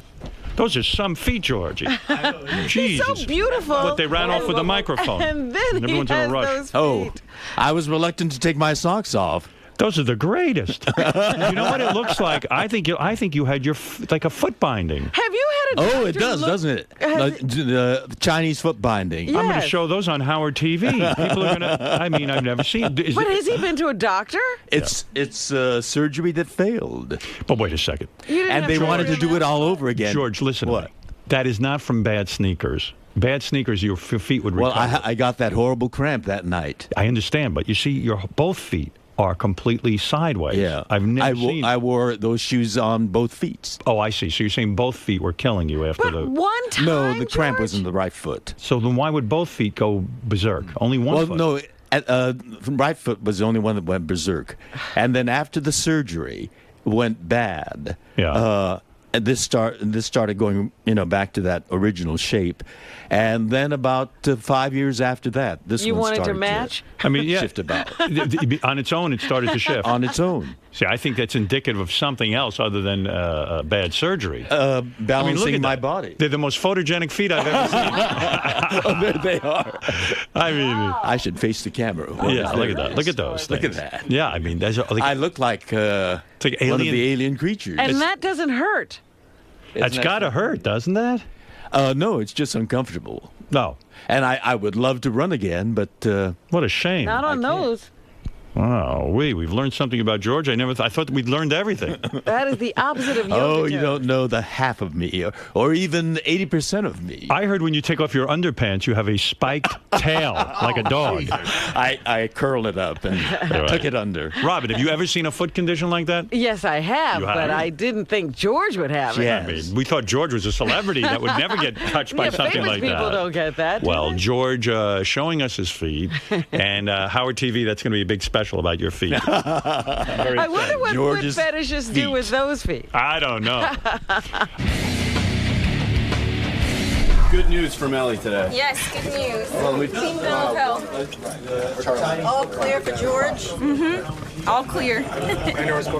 Hold on, Ellie. Smell Richard. Smell Richard. Come on, we gotta go to work. We can rest assured that everything's cool. For now. For now. For now. What can we do to keep them out of here? Like, is there any preventative things that can be done? You can, every time you come in, you can strip down your clothes, put them in a dryer. It depends. If you've already been hit by bed bugs, I don't know what the laws are in New York, but you could probably get away with a preventative treatment in there. So if any do drop out and they go running, they will get killed. Other than that, not really too much. You can get things like interceptors for underneath the furniture, which it's a plastic dish about this, and it has an inner ring and an outer ring. And what happens is the bed bugs crawl up it, and if they get caught in the outer ring, it means they're coming to the furniture, and if they get caught in the inner ring, it means they're coming from the furniture. So it's like a little cheap, simple monitoring device that you can use. But obviously this is a huge problem that isn't going away anytime soon. Right. No, not for a long time. Which is good for your business, but bad for... All right. I can't complain. Thank you for coming by, though. Thank you. Good job, Ellie. George, are you extremely relieved that you haven't brought them up here? I am relieved and comforted by that, but discomforted by the fact that we're not free of it, even after we spend a good hunk of money to get the apartment cleaned up. It may still come back. Right, just as easily as it came to you in the first place. Exactly. Because, as I said, in October, we weren't bitten at all. Or I wasn't bitten at all. Brad is the one that apparently is distasteful to bed bugs because he doesn't get bit. I'm the only one. So, safe for now. Safe for now, but who knows what's going to happen next. That's the nature of bed bugs, I guess.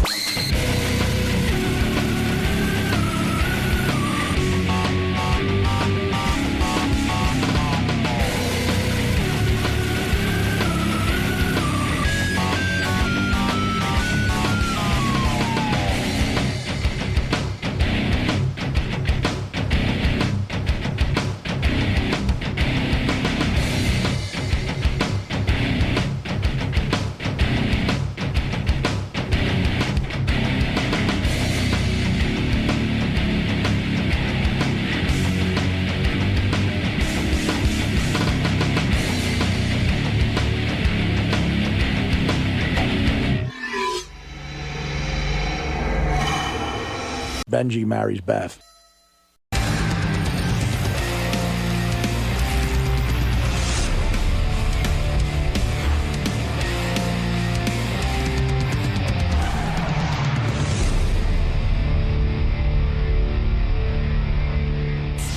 Take this note.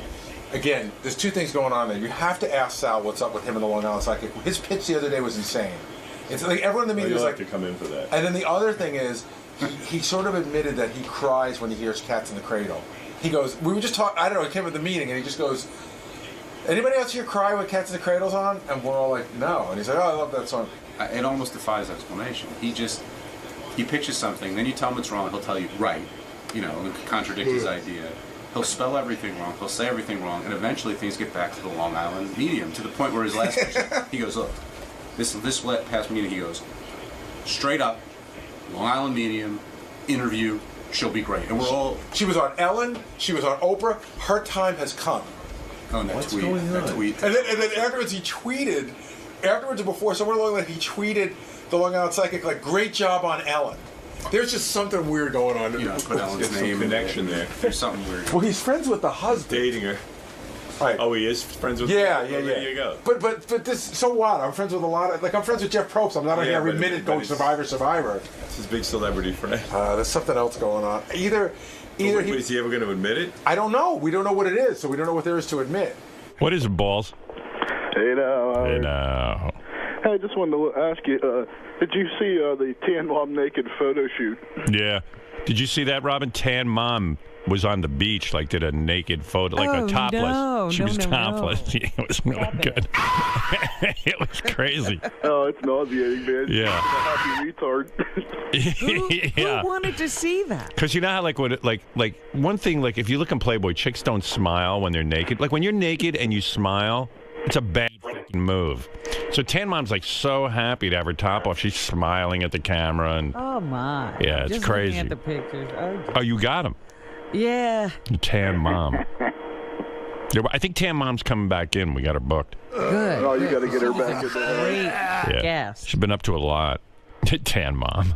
Everyone, I remember when we had Tan Mom on the first time, everyone was like, yeah, fuck you. How can you have Tan Mom on? And then when she left, everyone was like, Tan Mom is the greatest guest ever. Right. You know who likes the Tan Mom pictures? Who thinks they're hot? Who? Sal. I knew it. Sal. What? Sal, you think Tan Mom is hot? Would you fuck Tan Mom, Sal? Sal's a weirdo. He really is. He's just a creepy weirdo.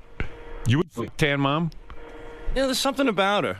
Oh, we're so horny. There is something about her. You got. When's the last time your wife unloaded, jerked you off or did anything to you?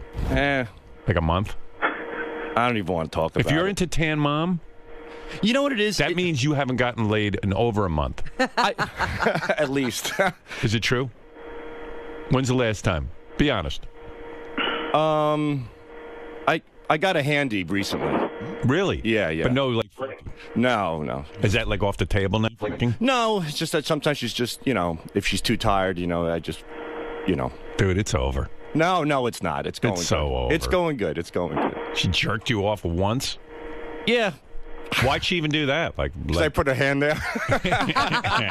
You were actually working her hand? Yeah, pretty much. So what's going good about the marriage if it's not sexual at all? It's going, When's the last time you got laid? Seriously. Be honest. Don't probably bullshit me. I'm not. Probably about 3 weeks ago. You're lying. No. I see the wheels turning in your head. No, about 3 weeks You're weighing it all out. You're not being honest. I can't. I can't get in it. I have enough problems at home. I can't get in. Why don't you let Richard blow you? It's going great, but he has enough problems that he can't. No, well, why don't you let Richard give you a hand job once a week? Something to look forward to. I think he would want to. Yeah. Richard in a wig looks like Tan Mom. Right. If you're at the point that you're attracted to Tan Mom. You know what it is with Tan Mom? It's because she's off the wall. I love batshit crazy broads. Yeah. Oh, but come on. Every crazy girl. Did you see the topless pictures? They're not too shabby.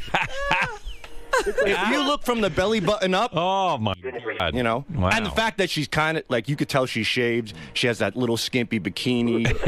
I'm gonna wait. It's not. Oh. I don't Tan Mom looks like Richard in a bikini. That's probably why I like her. Down syndrome.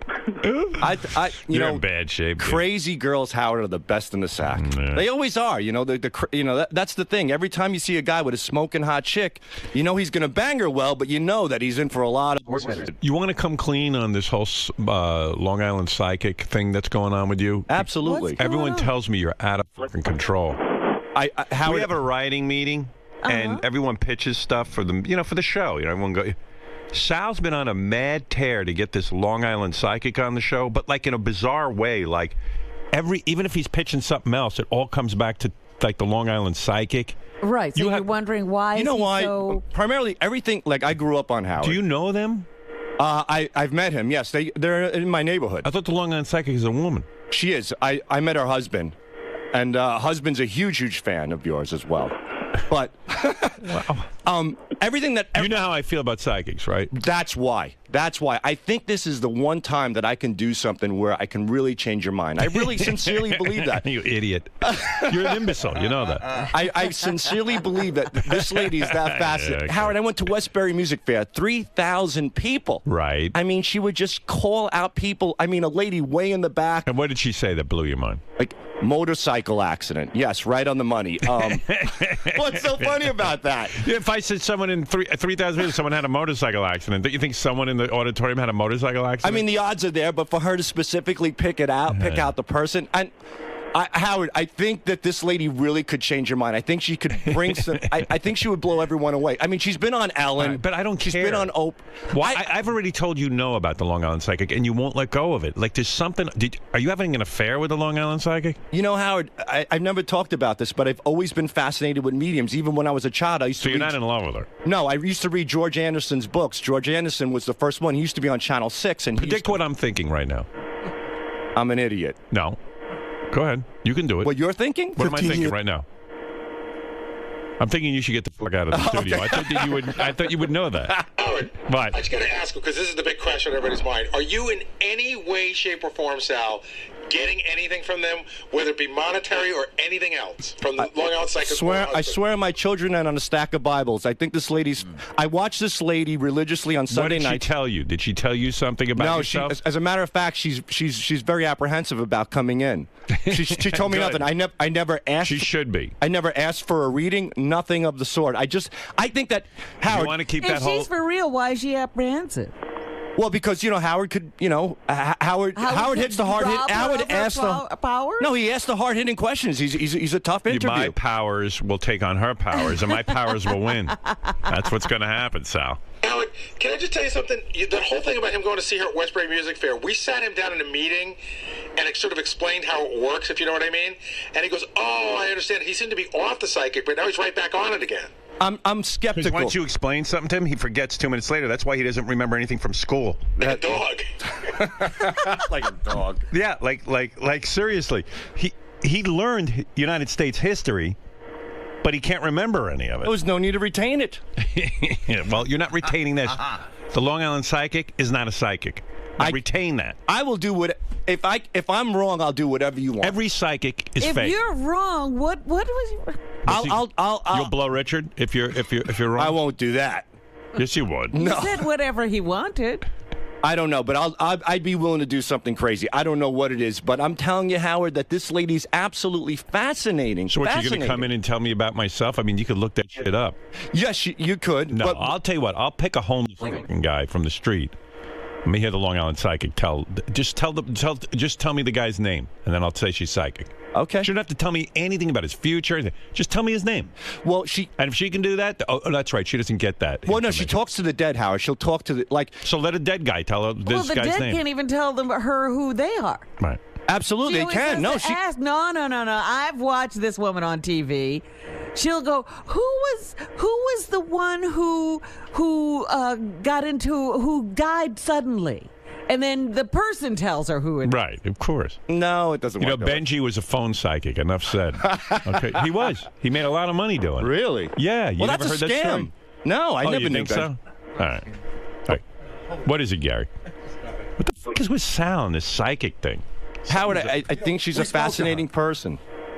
Will spoke to her because we were thinking about having her on at one point. The first thing is, we can't just bring people in. You know what I'm saying? For her to read, you mean? Yeah, we can't bring people in for her to read. There's rules. Well, yeah, because you know what? You pick up different vibes from different people, and she absolutely needed 45 minutes alone, completely alone, no cameras, with the people. With the people. Yeah. What do you make of that, Sal? That's interesting. This is where we left him 2 months ago. Right. We told him this, and he goes, "Oh, wow." We're not interested in leaving people alone with the Long Island Psychic for 45 minutes. I'm with you on that. And I when want a cold read. I would love. I mean, look, Sal, look at me. You cold worship read. I me. agree. You worship me. Cold. Right? I'm on your page. You worship me.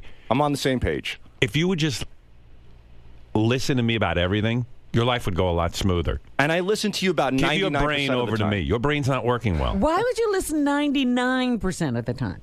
Because I think I could. What's the 1% on your own that you think you're doing well? Right? That's a great question. 1% is the shitty area that you get into. That 1% is destroying your life. When you listen to your boss, everything's fine. It really is. Yeah. But Howard, I think she's a fascinating guest. All right. Sal, look at me. She's never coming in here. We're not interested in putting her in a room for 45 minutes with people. Right. It's never going to happen, and you should give up on it. And I will.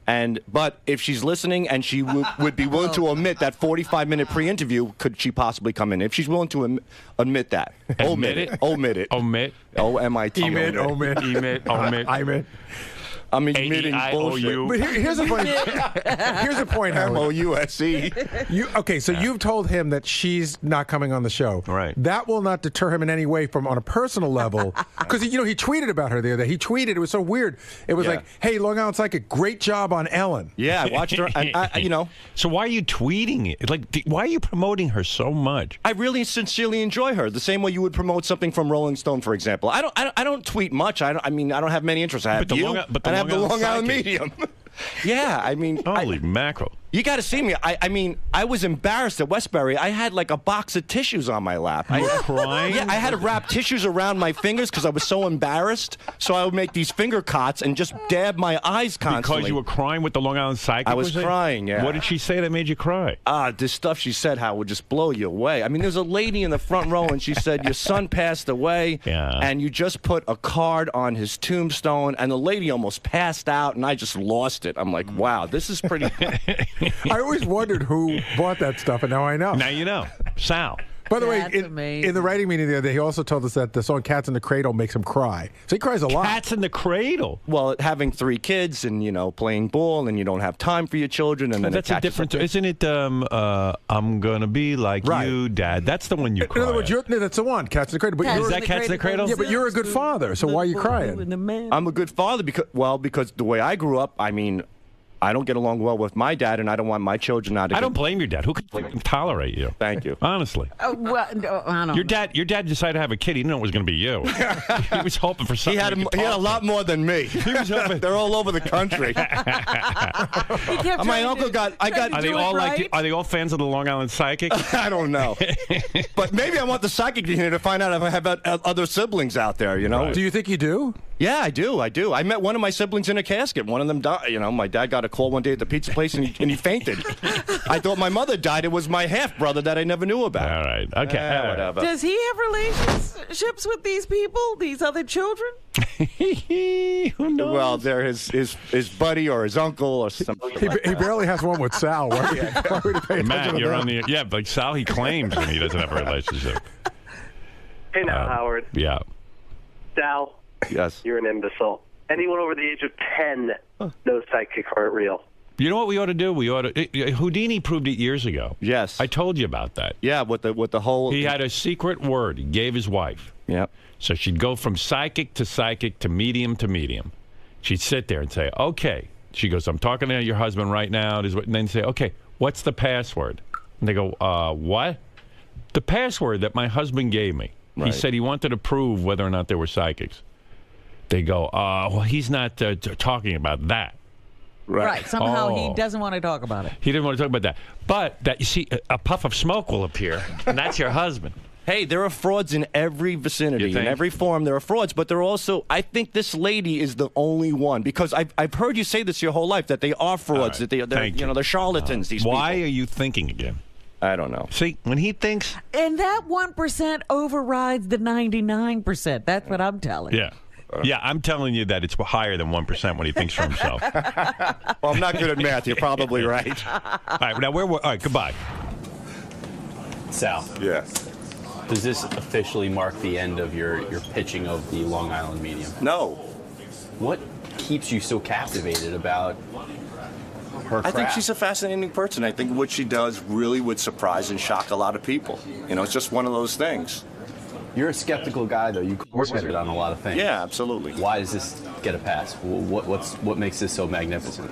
I think it's worth exploring. It could be bullshit. I doubt it is, but I just think it's worth exploring. I think this is, if there's anybody out there that could perhaps change Howard's mind, this would be the only person. That's primarily it. Knowing her husband, have you ever... Well, I know her husband through... Like, I didn't know her husband before. Okay. Like, by tweeting and stuff, and her husband being a Howard Stern fan and whatnot. Have you ever consulted with her? Have you ever gone to her and asked her to do a reading? Or no. If that were the case, what are you hoping to find out? Do you have any interest in your own personal life of maybe using her skills and finding out some information that you never got to find out? Probably my half-brother, who I never knew, who passed away on me. You know, it was my dad had a get-together, an affair before he married my mom, and he had a kid, and that person killed themselves. So I was always curious about that. What happened there? You know, that's one of my big curiosities.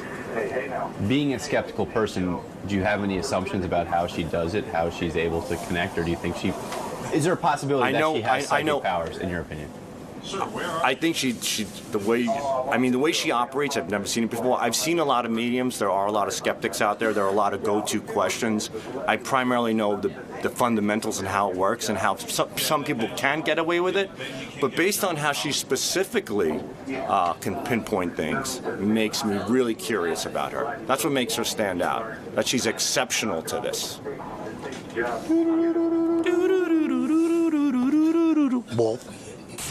Sal went to my old hometown, Roosevelt, Long Island.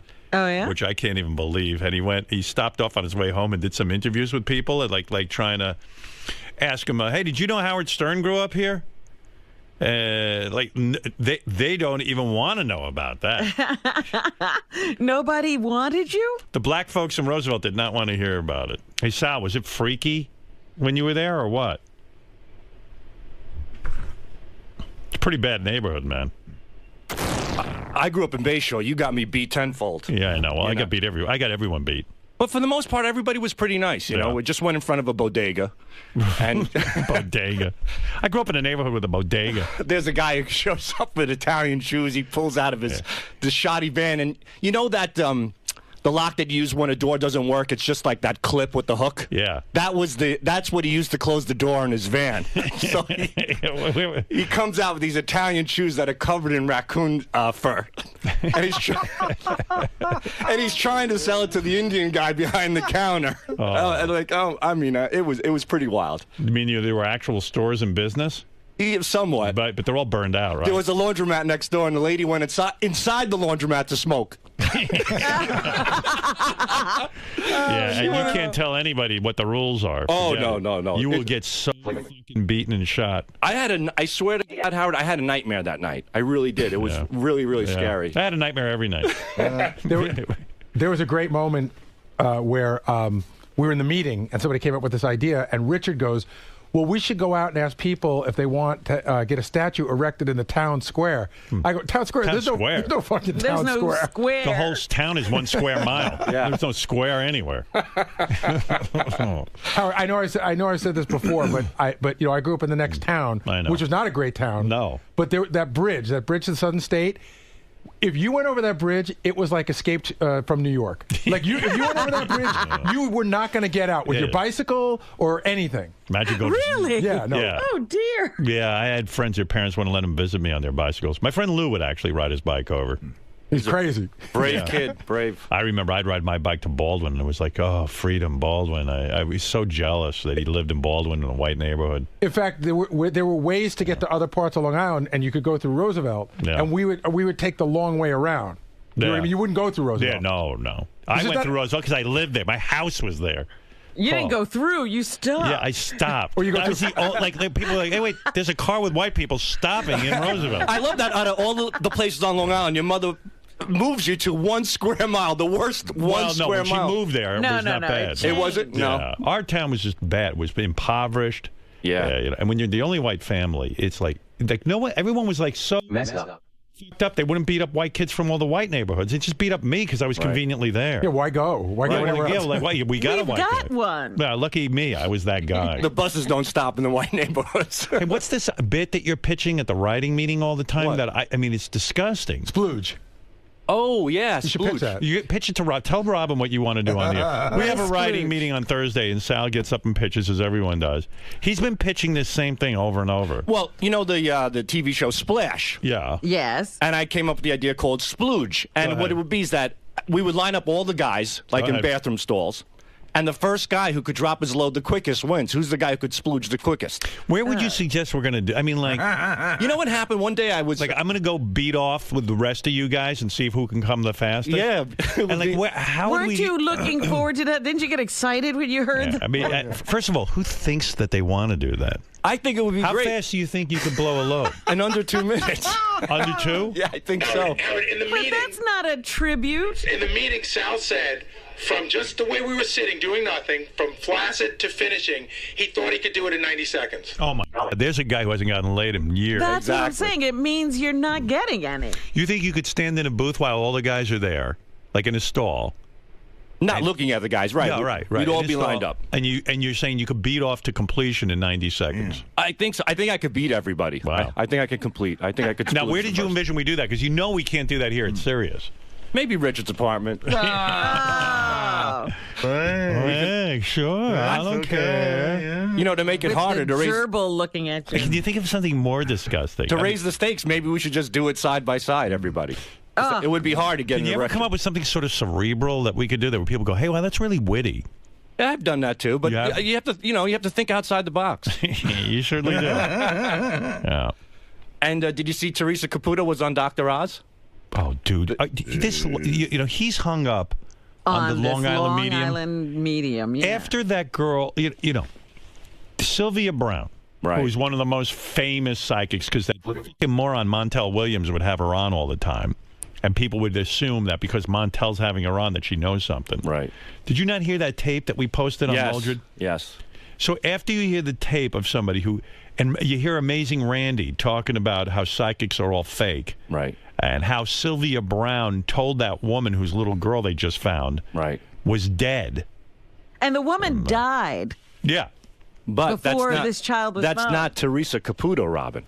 That's the thing.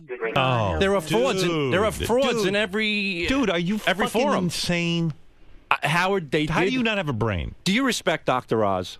No. You don't? Not if he had her on. He did a brain scan, and when she went into her readings, Howard, her brain completely changed. Shame on you, Dr. Oz. No, don't say that. Who is Dr. Oz? Is that one of Oprah's retards? Yes.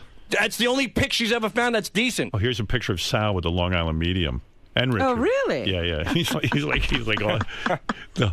that? Her husband? Yeah. No, he's happy. He's happy as can be. He loves you. He dressed as you for Halloween. Yeah, I bet. Larry Caputo. Yeah. I wonder if, like, when they're in bed with each other, does she still pretend to be a medium, like even with him, or do they sit there and like? Well, they claim that's why the whole family's on the show. That she does this constantly. That she never comes out of this mode. Do you do you think like she's kind of even convinced herself that she's really a medium, or does she confide in the husband and go, look, man, we do this another 2 years. Get the fuck out of town, you know what I mean? We get that idiot Sal to get us on the Stern Show, and and then that's And it. we'll clean up and get out. Her claim is that she doesn't even know how she does it. Yeah, well, I know how she does it. All righty, but I still believe in Teresa. I think she can prove you wrong, Howard. She's quite amazing. I mean, I've seen her at Rustberry where ZZ Top will be on Wednesday. Yeah, and well, Again, has she ever done a reading on you? No, and to tell you the truth, I really don't want one. Yeah, you know, you might Why find not? There's things you might find out what a moron he is. I don't know. I think she would. She's an amazing woman. Bye. All Okay, right. good. All right. Well, we have our differences. All right. Hopefully we could get She her might be an amazing woman, but she's not psychic. Oh, she's amazing, okay. All right, thank you, Sal, with your psychic. Fatone. Hey. How did you manage to go from a segment where Howard was proud of you to one where he's back to thinking you're a moron? In a Very matter of simple. minutes? I opened my mouth. He's proud of me when I'm not in the studio, doing my work, putting it together, playing it, praising. Then I come in, I open my mouth, and the tides turn. And I walk out being a vegetable, the biggest dupe in the world. So why continue? But still a proud employee. True. Of the Howard Stern Show. Why continue to fight for this woman? Why is it? It hardly seems worth it. She was on. Look, she was on Dr. Oz. Don't you dare laugh at that. Scientific proof. They did brain scans on her brain when she was doing these readings, and Dr. Oz himself has said, along with a neurologist that studies the human mind, who confirmed that he's never seen anything like this. But don't you it's see a that, phenomenon. Don't you see that all these people have something to gain from being A lot on of people TV? do, yes. And it kind of cuts into their legitimacy, the fact that they're... If somebody has a gift, take advantage of it if it's a gift. If somebody knows how to juggle, he joins a circus. If somebody's a great broadcaster, he joins Sirius XM. If somebody, for example, would be a great medium, they may want to take advantage of that talent as well and venture out into the entertainment industry. It doesn't make them a bad person. Yet, on the flip side, there are a lot of people who take advantage of people like Sylvia Brown, which makes it harder on people like Teresa Caputo. Why is she the real deal? Why isn't she a Sylvia Brown? Because of brain scans on a TV show? That, and from what I've witnessed it live. And again, I could be wrong, but I would love for her to sit down and show Howard and perhaps the staff what she does and perhaps change their mind on at least what her personally is capable of doing. If in fact she's shown to be a fraud, what would that do to you? Nothing. Would you be angry with her? Would you? No, Howard's already called me an idiot and a vegetable and a dupe, so if I'm wrong, I've already taken the beating. I'm carrying the scars already. So if she were right, it would be great. But if she's wrong, it would be just another I told you so moment. Like Howard said on the air, he goes, everything goes right for you until you start thinking on your own.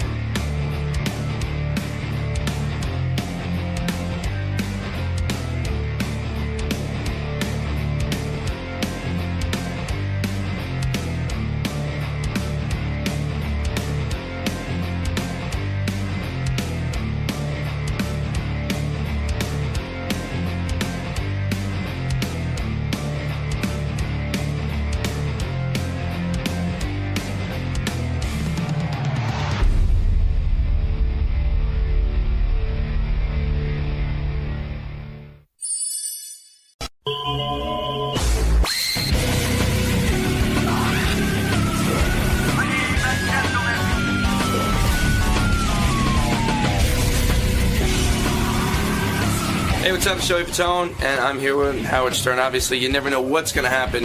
Who the hell knows what he's going to tell me or ask me, because I'm ready for anything. He's been a big fan of you lately. Well, I've been hearing. I haven't been able to really catch up on anything, but, I've been hearing a lot of things, because I know he loves Dancing with the Stars, and so does, his girl and everything, so it's going to be fun to talk about it. So I'm sure he's going to have some interesting questions for me about the girls, I'm sure. I'm ready for him. All right, well, have a good time today, Joey. Thanks so much. Joey Fatone was a member of NSYNC recently on Dancing with the Stars. Yeah. Always want to meet this guy and talk to him. I mean, we met once, right? Why did you want to meet him? I want to talk to him about some shit. I know stuff. Oh, How you right. doing? By the way, look how thin you got. No kidding. I'm freaking happy. Dancing with the Stars does that to you? Yeah, Wow. it does. It's pretty. He was pretty heavy when he started Dancing with the Stars, but I got to tell you, this sucker can dance. It's amazing. It's fantastic. I thought you Are you going to keep dancing? Well, I'm actually doing a tour. Oh, going out on the tour. Yeah, June 20th starting. An NSYNC kind of reunion thing, or no, for Dance with the Stars. Oh, you They have are? like a whole tour out there. Yeah, it's me, Drew Lachey, Joey McIntyre, and Joey Lawrence. It's like the three Joes and a frickin' Drew. Wow. So, The problem with Dancing with the Stars is that guys like you can really dance. I mean, it's like almost, I'd say you're on a professional level, honestly. Do you have a leg up in the competition? You know what? For me, I felt like I didn't, believe it or not, because I mean, yeah, I knew my left from my right, but I didn't know. Because I did hip hop. I did hip hop stuff. I didn't do technical stuff. And this completely, because it's like your body was, for me, was trained in a certain way as far as just hip hop, where everything's all loose and flowy and crap. So this one was just like, you have to hold your posture here, and you have to tuck your ass in and all this other stuff. And it's just like, it was just the weirdest feeling, and it was really hard for me to actually try to overcome that and really fix everything. And it took a couple of weeks. I honestly thought you were gonna. I thought you should have been the winner. I'll be honest with you. I watched the show. Did you see the last show? I didn't see the last one, but I saw every other one. I thought that Muhammad Ali's daughter, for whatever reason, they were giving her high marks where she didn't deserve them. She wasn't bad. She was nowhere in the league of you and Ian Ziering and this other guy. You thought Ian was good, huh? Yeah, he did a good job. Yeah, he was doing really good. I mean, he was working so hard. I mean, he really wanted to achieve what he needed. I felt they were. I don't know why they felt it necessary to give Layla Ali these high scores, but would you admit that she was not that great? I think she did great for herself, just because she's. I mean, not say just because she's a woman, but the whole thing. Big girl. Yeah, but the whole thing is her overcoming that whole thing. I mean, you see her as a boxer, you see her as. But that's not fair. They didn't give you that break. They expect you to dance. Right. Now, what about this Heather Mills? Was she a total cunt backstage? No, she wasn't. I was. You know what? I was really impressed and surprised. She was nice as hell. She really was. She was absolutely really wasn't like a total bitch. No, nothing. She came So are you on her side now? You know, not that I'm on her side, but just in general, it's like you start to see, not really see her side. I'd really go and ask her, her freaking business or anything. But it was more or less, really down to earth. Just had normal conversations. It wasn't like people hounding her or beating her. Didn't you hear that she was being kind of bitchy? I'd heard some things. No, she wasn't too bad. Here's a woman that I resented before Dancing with the Stars because Paul McCartney I love. Right, of course. And I also feel this guy is a loving kind of guy, just based on his track record with women and the whole thing. And, I felt like she was really the demon. But I got to say, it was impressive to see her with one leg go out there and put it on the line. Oh, yeah. Very impressive. Yeah, right? it was pretty weird. Just, she'd be like, doing a bunch of stuff, and then if we had to do another dance, she'd be like popping it off and putting another leg on and stuff. Right. It was just pretty amazing to watch her do those, little back walkovers and stuff. And yeah, I was shocked. And just watching her feet, and even like, the heels would move at the same time, and it's like, okay, well, it's connected up here. How the hell are you doing that? I don't know how she was doing Amazing. Let me talk to you about the sexual chemistry, if you'll be honest about it. Yeah, kid. You're a married guy, I understand that. The chick that you were dancing with had an awesome body. Yeah, phenomenal. Facially, she was not as hot as the one Apollo had. Julianne. Yeah, this chick Apollo had is one of the hottest chicks I've ever seen. Young, I know, but 18. Fucking hot, right? Yeah, I mean, she's a looker. Do you know if he was banging her? I don't know. You know what? For me personally, to watch them, you watch the chemistry in the beginning. It wasn't quite right there yet. Right. But then all of a sudden, as it kept going, it looked like there was a little more care. I don't know if he was banging her or he might have got a little stinky pinky or something. I have no idea exactly what happened. Let me tell you something. You talk about the show being gay, whatever. Who talks about it like that? Artie. Oh. But the fact of the matter is, it's all coming around, isn't it? there are a lot Here's the end of the shit pile. There's a lot of hot chicks there. Yeah. And dancing, like my parents used to say, if you dance, you'll meet girls. And I was like, no, that's not cool. But it does work, right? Yeah. Did you ever pop a rod with that chick working? No, and you know what? That was the weirdest thing for me, dancing with her. Obviously, right when you meet this person, you're humping her. Right. And they basically tell you to, give your dick basically to her because you have to push your butt forward. And that's why for me, when they kept doing the dance, they kept saying, your ass is sticking out, your ass is sticking out. I said, well, I'm not going to try to violate this girl, Right. You're practically raping her. I mean, basically. You're really want ratings? Her. Yeah, well, yeah. So, I mean, for me, it was just, it was kind of uncomfortable at first, but then, you start rubbing on it, it's all right, it's not bad. Why had you gotten so heavy? Why had you gotten so out of shape? You know what, the funny thing is I was about 235. You know, I mean, 5-6 years when you're not on the road. Boy, we got a a girl for you. Do you have her number for that? But you look good. You look good now. Yeah, I'm excited. I'm real excited. Are you going to try and stay in this kind of I'm shape? going to try, yeah. Hopefully I don't eat my fat ass into oblivion. You know, I don't do It's that, hard. hopefully. There's a lot of good food out of there. Oh, And- Yeah, I got to tell you, I was like, oh, Joey's kind of hot. It's amazing how much freaking weight you lose. Yeah. It really, How much really weight is. did you lose? Yeah. I started doing Nutrisystem actually first 2 weeks. And I dropped like 6 pounds out of the gate. Right. And then when I started doing the dancing, you're not really focused on the cardio, and you're doing all this shit trying to memorize everything. And I started, I was a 36, 38 waist. I'm about a 33, 34 now. Has Dancing with the Stars been great for you? It had to be hard after NSYNC. Justin Timberlake was a cocksucker and fucking broke up the band, right? I mean, you had a good thing going. Yeah. You sold 20. You had to fuck it up, bastard. Bastard. You He sold had to bring the sexy back. you sold 22 million albums as NSYNC. Everybody was making a nice living. Yeah. What was it like the day Timberlake, I assume, comes to you and says, "Hey, Fatone, it's over"? It was pretty. What happened was, everybody honestly really wanted a break. We were working for 7 years straight, busting our asses, and finally we were just like, you know what? I think it's time to let's take a break. Let's do what we got to do. Do your own things, because I mean, other Big people. mistake. People had other opportunities, you know. Right. So he was like, I want to do my own album, and honestly, we're like supporting him. Go ahead, do what you got to do. Right. And then that went off, and then he just took off doing that, and then JC did his own album. So then now it's like trying to bring everybody back together, because you get some people that me, I'm not. It's nice. I've been a family man right now. I haven't been doing anything, but this is nice. A good for us, Dance with the Stars, a good kick in the ass to get back out there and do more acting. Did you make enough bread that you don't ever have to work again? I'm pretty well off. set. Yeah, I'm not hurting. But right now. Could you do NSYNC without Justin Timberlake? Yeah, why do we need him? I'm sure you can. I don't see why not, but it's for me, it's like almost not having another hand or an arm. I think for me, it's like you got that whole unit, and if it ain't broke, don't fix it kind of thing. But it was just. But if it he happens, won't it come happens. back, you got to do something, right? Yeah. You got to get another wheel. But, he's a major guy. Could we do the show without Howard? Would you consider you guys? Do you consider you guys bros? I mean, Yeah, no, we do. We do keep it. Because you're in the trenches together, right? My guy doesn't think of me as a bro. They wouldn't do anything for you. No. My father. I've learned that today. My father used to say to me that you'll meet a lot of girls if you dance. That is actually if the guy you're fucking has a sister. Well, something I noticed on the show is none of the guys on this series were gay. Everybody was straight. Really? Usually, I mean, you get some of the guys that are gay out there that are dancers and stuff. But this whole season, I thought they were. They said that your former NSYNCer, Lance Bass, who now is openly gay. He's a homo, yeah. Yeah, he's a definite homo. Hasn't he said that he wants to appear in Dancing with the Stars with a male partner? Oh, I don't think he did, but that would be pretty interesting. Yeah, I think a lot of people would, as far as Middle America, probably wouldn't like that. Yeah, well, who's in the lead? It's hard to tell.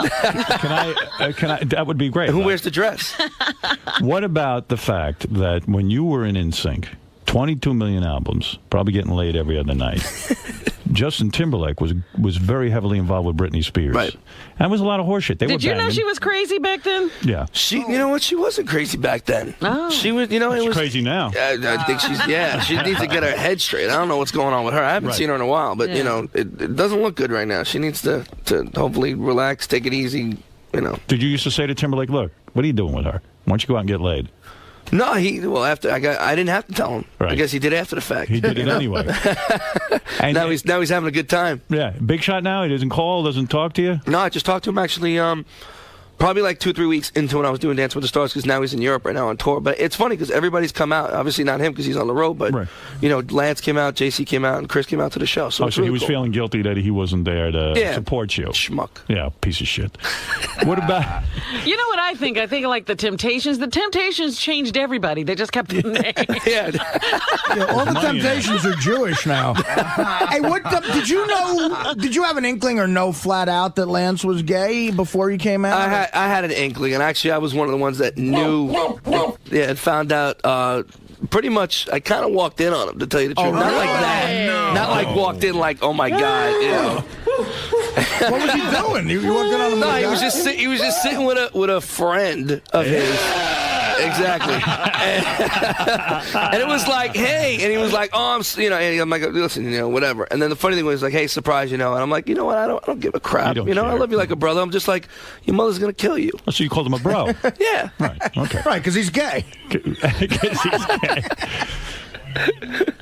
Now, you say you walked in, but you kind of had an inkling that the guy was gay. Yeah, I mean, everybody kind of suspected, but didn't Sitting there really with a know guy watching the Met game. Oh, you and the Mets. So how many years into NSYNC were you when the guy told you you were It was fairly. It was a few years. It was like maybe, I'd say about 5, 6. Did he try to cover with girls and stuff like that? Did he? He did a little bit. Yeah. You know, he had a girlfriend, he had Daniel Fishel, that was in the Boy Meets World show. He was dating her. I don't know what he was doing, but you know, he was dating her. saving ourselves for marriage. Right, right.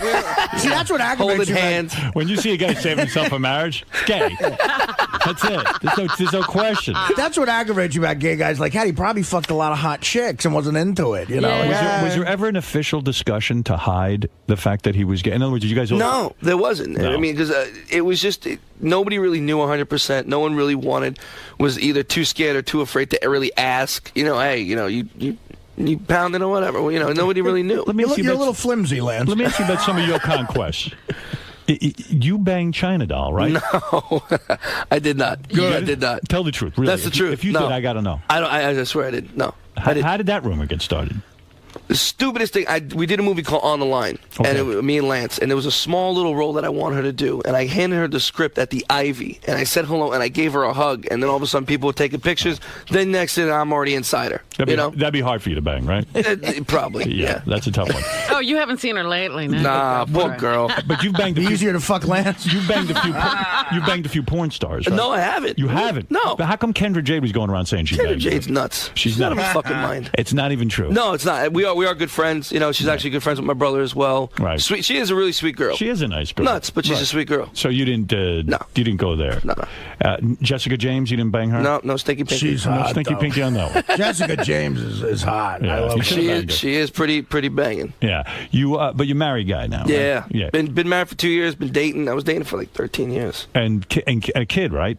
Yep, 6 years old. 6 yeah, years my old. daughter Brianna. Was that your daughter standing there? Yeah, the stars? she was in the audience. It's Yeah. cute. You know, she was like really into it. Yeah, she lost her freaking mind when I didn't win. She was hysterical, crying. I felt so bad. All of a sudden, I was standing there and she was crying. I'm like, it's all right. Yeah, don't worry, I'll live. Daddy might be the fucking loser right now, but it's okay. Right.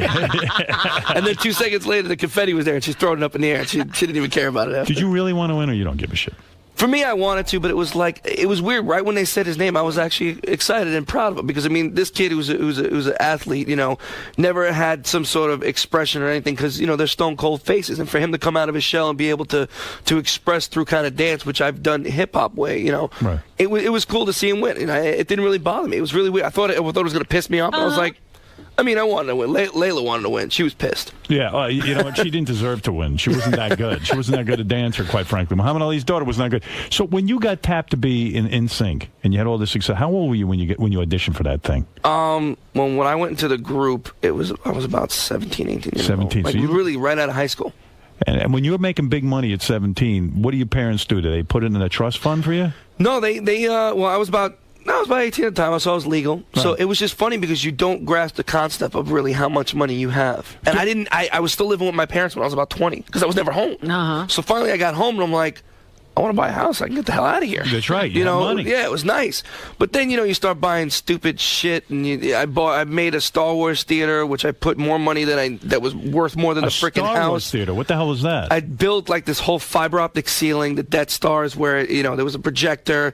I had the screen rolling down. It was stupid, but it was great. I loved it. You know what? Stand up and turn around so he can kick you in the ass. Yeah, it ran way more than the house. It was almost about $500,000. Wow. I felt like such a schmuck.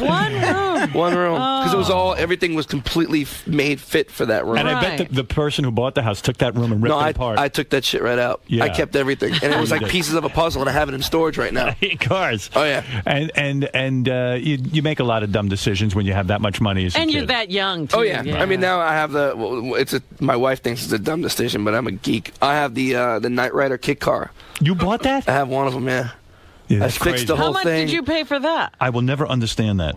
It was at an auction. It wasn't that much. Really wasn't that much money. They just sold another one. Yeah, that one was like the original. This one was like made for like wide shots and that kind of stuff. So it wasn't like the huge because What'd I you pay redid the for whole that? thing.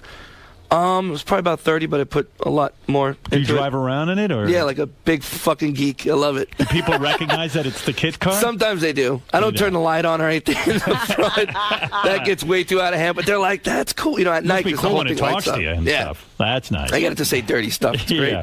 Well, listen, congratulations on the big win. Thank you, thank you.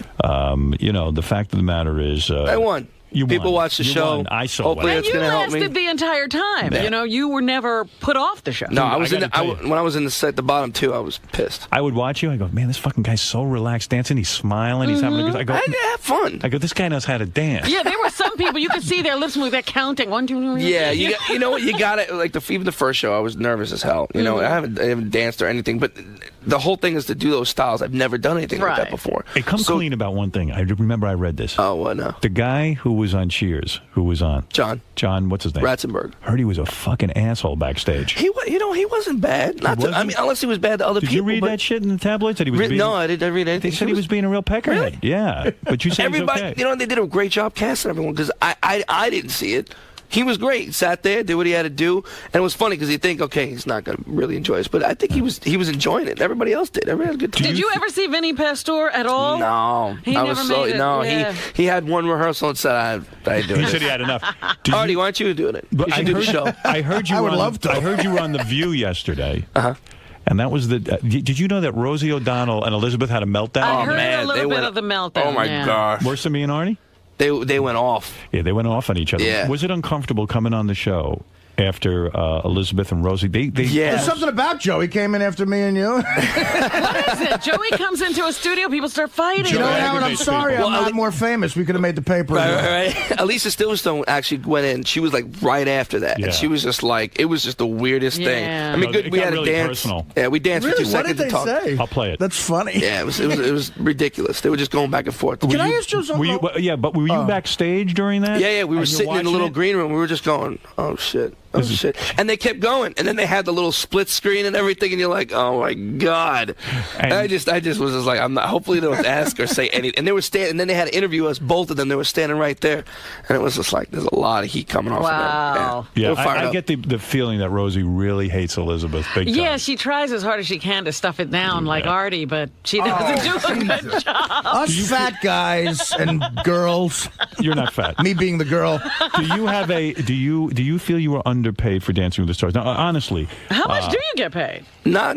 You don't get paid that it's much. about really. $125,000. I don't even. Honestly, I don't even because you stay, you get paid like long or whatever. But the thing is for me, it was like.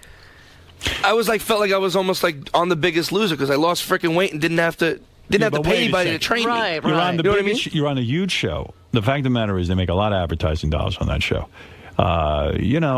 Maybe It didn't bother me. It didn't. It really didn't because I mean it was great exposure for me.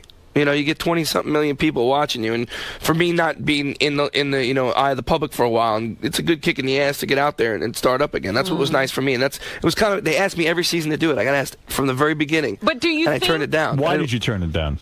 I knew it was going to be big. I just didn't feel it was my time to do it yet. Right. And they asked me literally every season, "Hey, you want to come?" I'm like, nah. And plus, I was home. Then there was other things I was doing the next season that came out, and then the third season, I was like, let's play around with the idea. And then literally they will afford to do it, and I was going to have a meeting with them.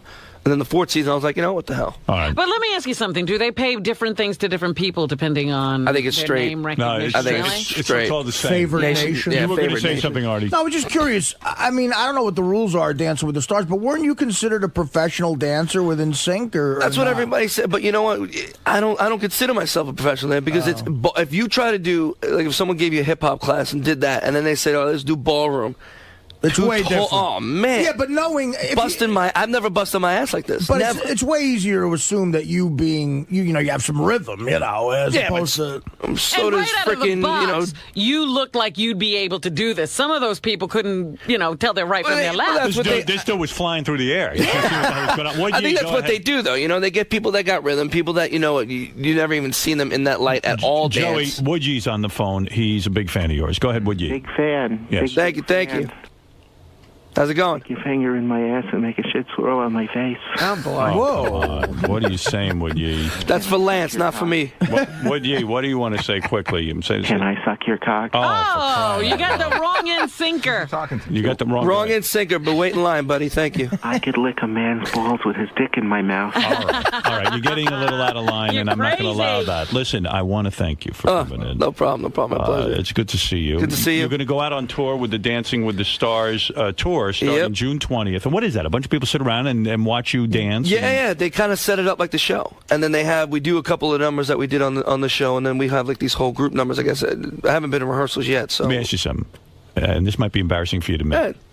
When you're dancing with this chick every day, and that girl had a nice body you're dancing with, you never whacked one out when you went home thinking about her? I didn't. I know you're lying. No, I swear. I go on the computer. The P button and the T is stuck a little bit, but I don't look at it. That's where you whack off? Yeah. Okay. Definitely. Computer, DVDs, Vivid, all that shit. Yeah. Oh, not attracted to this girl? No, it's funny because she's more like a sister, and I know it sounds stupid and kind of cheesy and all that shit, but you start to get a bond, and we were the same age, which is good. Usually, you pair people with like different, they're 30, one's 54 or whatever. But for me, it was like we were the same age, got a lot of common. We just Do you think your wife got jealous? No, she's been with me for years. Yeah, but like, oh man, you're there with her every she knows, day. No, you should have just stuck it in. But does she want you to dance with her like that now? No, she always tells me get away from me. I've been married. I've been with her for 13 years. She's, she don't want me to freaking get the fuck out. She don't want to dance with me. Do you think you could have banged your partner on Dancing with the Stars if you wanted? I could have got a stinky pinky. You think so? A little rusty thumbnail. She wanted it. Yeah. Okay. All right. Fair enough. That's good. You should have won the contest. I thought you were terrific. You really did a great job. This is Joey Fatone, Dancing with the Stars tour starting June 20th. If you want tickets, go to Ticketmaster.com. He's a good guy. And that's right. Heck of a dancer. That's right. What kind of venues you playing with that tour? Like arenas. Really? Arenas. Yeah, they pack them in. But last year. Do you make money on that? Yeah, you make money on it. You do. I'm sure you get paid there. Yeah. And this, and that's my side. I know the touring business, so. Right. What do you think you can clear on that? I don't know. Depending. I mean, it's only a month, so it's not. It's not like you're. Let's get real specific.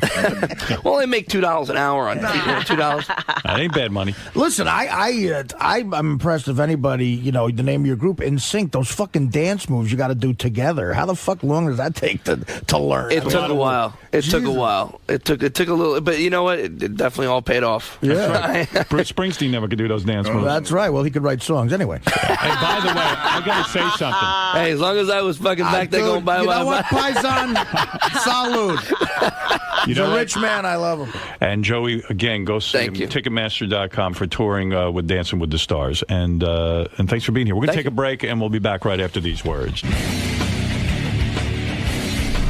Joey, are you surprised that Howard knows so much about Well, I've been hearing he's a huge fan of it. He follows with it all the time, so that's kind of cool. It's very flattering. When you got somebody that actually knows what they're talking about. They've seen it. They say he knew I was in the bottom two and all that stuff. Usually, people are like, "So what'd you do?" So he knew. It's good. Howard TV.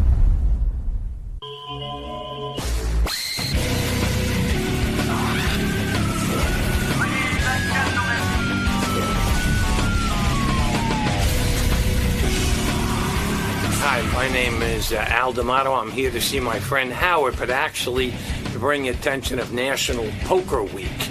And that's we want to, the Poker Players Alliance, fight to give people the right to play poker on the internet in their own homes. Give us back that right. Congress took it away. They were wrong. Now they should correct it. We have Senator D'Amato here. He is an old friend of the show. He's probably one of the few influential people that actually talk to us. And while he was in office. Yeah, he actually talked to us while he was United States Senator. And very few people will do that. Absolutely. Senator, let me ask you something. How are you, by the way? Couldn't be better. And it's great to see you. I meant to drop you a note to wish you a happy anniversary. I know your anniversary just went by. Yeah. And Saturday. 5 years. That's right. And a lot of people said it wouldn't last, that the age difference was too much. Good morning. That you couldn't handle it in the sack and this and that. And boy, oh boy. Who was saying that? You? I was saying that. Howard, how could you do that? I mean, but I have, life has changed. It has. Yes, and I don't it believe has. it's as good as you say it is. I think It's better. No, it isn't. No. When did I look so good, Robin? You look great. You do look good. You lost weight. Yeah. You look good. You're working out. Right. I do. You look good. And it's fun. Yeah. Now, you can't be possible. I would suspect that if we were off the air, Go ahead. you would be a little more honest with me. That you would say that, listen, I know your age. You're an older man now. I'm going to be 72 in about 10 days, August 1st. You are not ashamed of your age. No way. Papa's 96. And you look good. My You never mother's had plastic 94. surgery. You've never had taken Botox or a facelift or anything like that. Nothing a like lot that. of people accuse you of that. No penis enlargements. Right. Nothing like that. You never needed that? No. But, a lot of people would look at you and say, okay, yeah, he has it all. You got the hot wife. You got the young children. You got the kids out of the way. Your older kids are how old? Oh, yeah. No, They're older than me, those kids. They are. My daughter is. I have my one daughter, Lisa, who tracked down Murphy, the poor unsuspecting Irishman. They now have 7 children, so I have 7 grandchildren with her. He has children that are older than himself. They're older than Senator DeMano. They outage him. That's right. 14. Listen. But my question is, go ahead. It is not fun for you to be chasing little children around the house. You don't do any of that. You've got a lifestyle where you probably... How much in hell? Are you still work a full schedule? Yeah. All right. So what time you leave the house in the morning? Well, this morning, very unusually early. Yeah. All right. What time do you leave the house? Generally, about between 9 and 9:30, because if we leave earlier, you get stuck in that traffic. I don't have to tell you, coming from the island. Right. It is brutal. Where's your office? In the city? Yeah. Okay, so you travel... 101 Park, 40th and Park. And then we have an office in Washington, which I'm flying down to later today. Law offices. He can't stay out of the house enough. He's flying to Washington. What are you now? Are you a lawyer now? I mean, what are you doing? We have a consulting firm and a lobbying firm. Right. And we have offices in D.C. and Albany and Buffalo and out on Long Island. It's you and a bunch of guys? We have about 16 people, and my son Chris, my younger son, you've met him. Yeah. He's my partner. And you go into work 9:30, and you probably get home around. You probably have dinner in the city, and then you get home around what, 9 o'clock at night? I try to get home for dinner, but I have a Tuesday TV show with Mayor Koch. Right. We do on New York 1. You're proving my point, by the way. He's never What's home. that? So you're never home. No, that's wrong. No, that's wrong. That's right. So that's the one night I'm right. You know I'm right. Monday nights, first of all, Mondays and Fridays, I generally, during the summer, try to take off, stay on the island. Hold it a second. How often do you go to Washington to... Washington once a month. Okay. I'm going down for National Poker Week. We got to get that on. Poker Week? Now, Poker Players Week. Alliance. You and I play poker. Well, I know. Yeah. And that I want to enlist you. I am chairman of the Poker Players Alliance. Howard Stern. What is that? What is the Poker Players Well, let me Alliance? tell you what happens. 2 years ago, my crazy conservative Republican friends, in the dead of night, on the Port Security Act, very important to guard the ports, right? Mm-hmm. Right. Bill Frist, the then Senate Majority Leader, wants to be president. So somebody tells him, you can get the Christian right to support you if you pass this law, which basically will prohibit playing poker in your own home on the internet. And do you know my goodness. these jackasses passed that bill, and now, oh yeah, a bunch of jackasses. This is why I love him. Right. You think about this. I mean, if you want to play... The war in Afghanistan is over, in Iraq is over, the economy is booming, you have no oil crisis, and you stupid asses, you pass a bill to ban playing poker on the internet. Yeah. Wow. In your own home. Yeah, why is everyone so uptight about that? Why do people care if you play poker on the internet? Well, supposedly it's going to contaminate the little children. They will become addicted. Did you ever hear of parental responsibility? I have heard that term. You'd have to get a credit card. A kid it. would have to get a hold of a credit card to play internet poker. Well, besides that, if you regulate it, right, then you can see to it that you have honest games.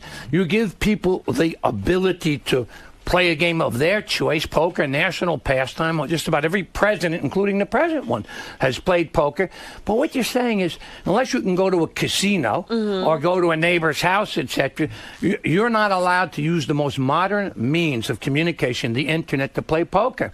So what are you going to do? You're going to go down and protest? This is National Poker Week. We have 350,000 signatures we're presenting to President Obama, people petitioning, saying we want the right to play poker.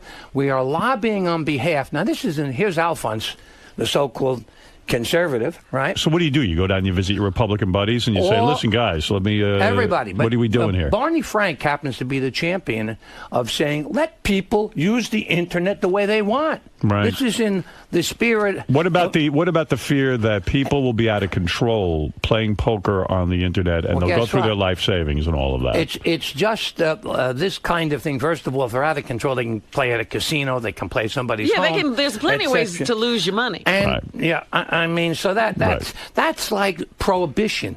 Right. Don't Let's make alcohol. stop them from drinking. So what happened? You had bootlegging. You had illegal.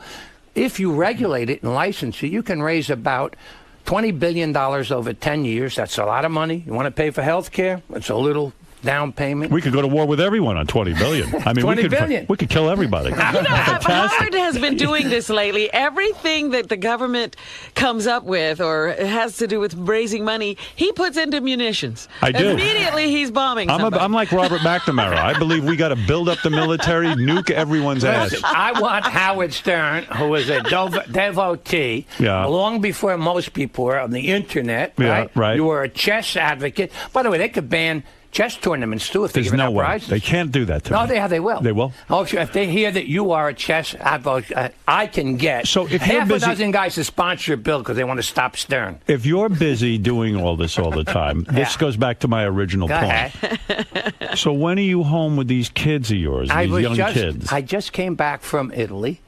Saturday. Were you with the kids? With baby Alfonso, 17 months old. You took the kid to Italy? Yeah. You did? That's tough. How many nannies traveled with you? None.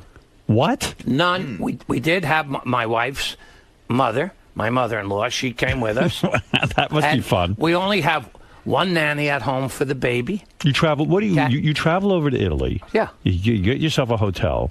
Yeah. And you're stuck in there with the young hot wife and the baby? And a little guy, and we had a van and a driver, and he would take us. We went to Tuscany, the wine country, and we went to Florence for a day, and we went to Assisi and Siena, where they have Il Palio. Did you ever see that? Yeah. I have seen that. That's beautiful. Isn't it great? I've seen pictures.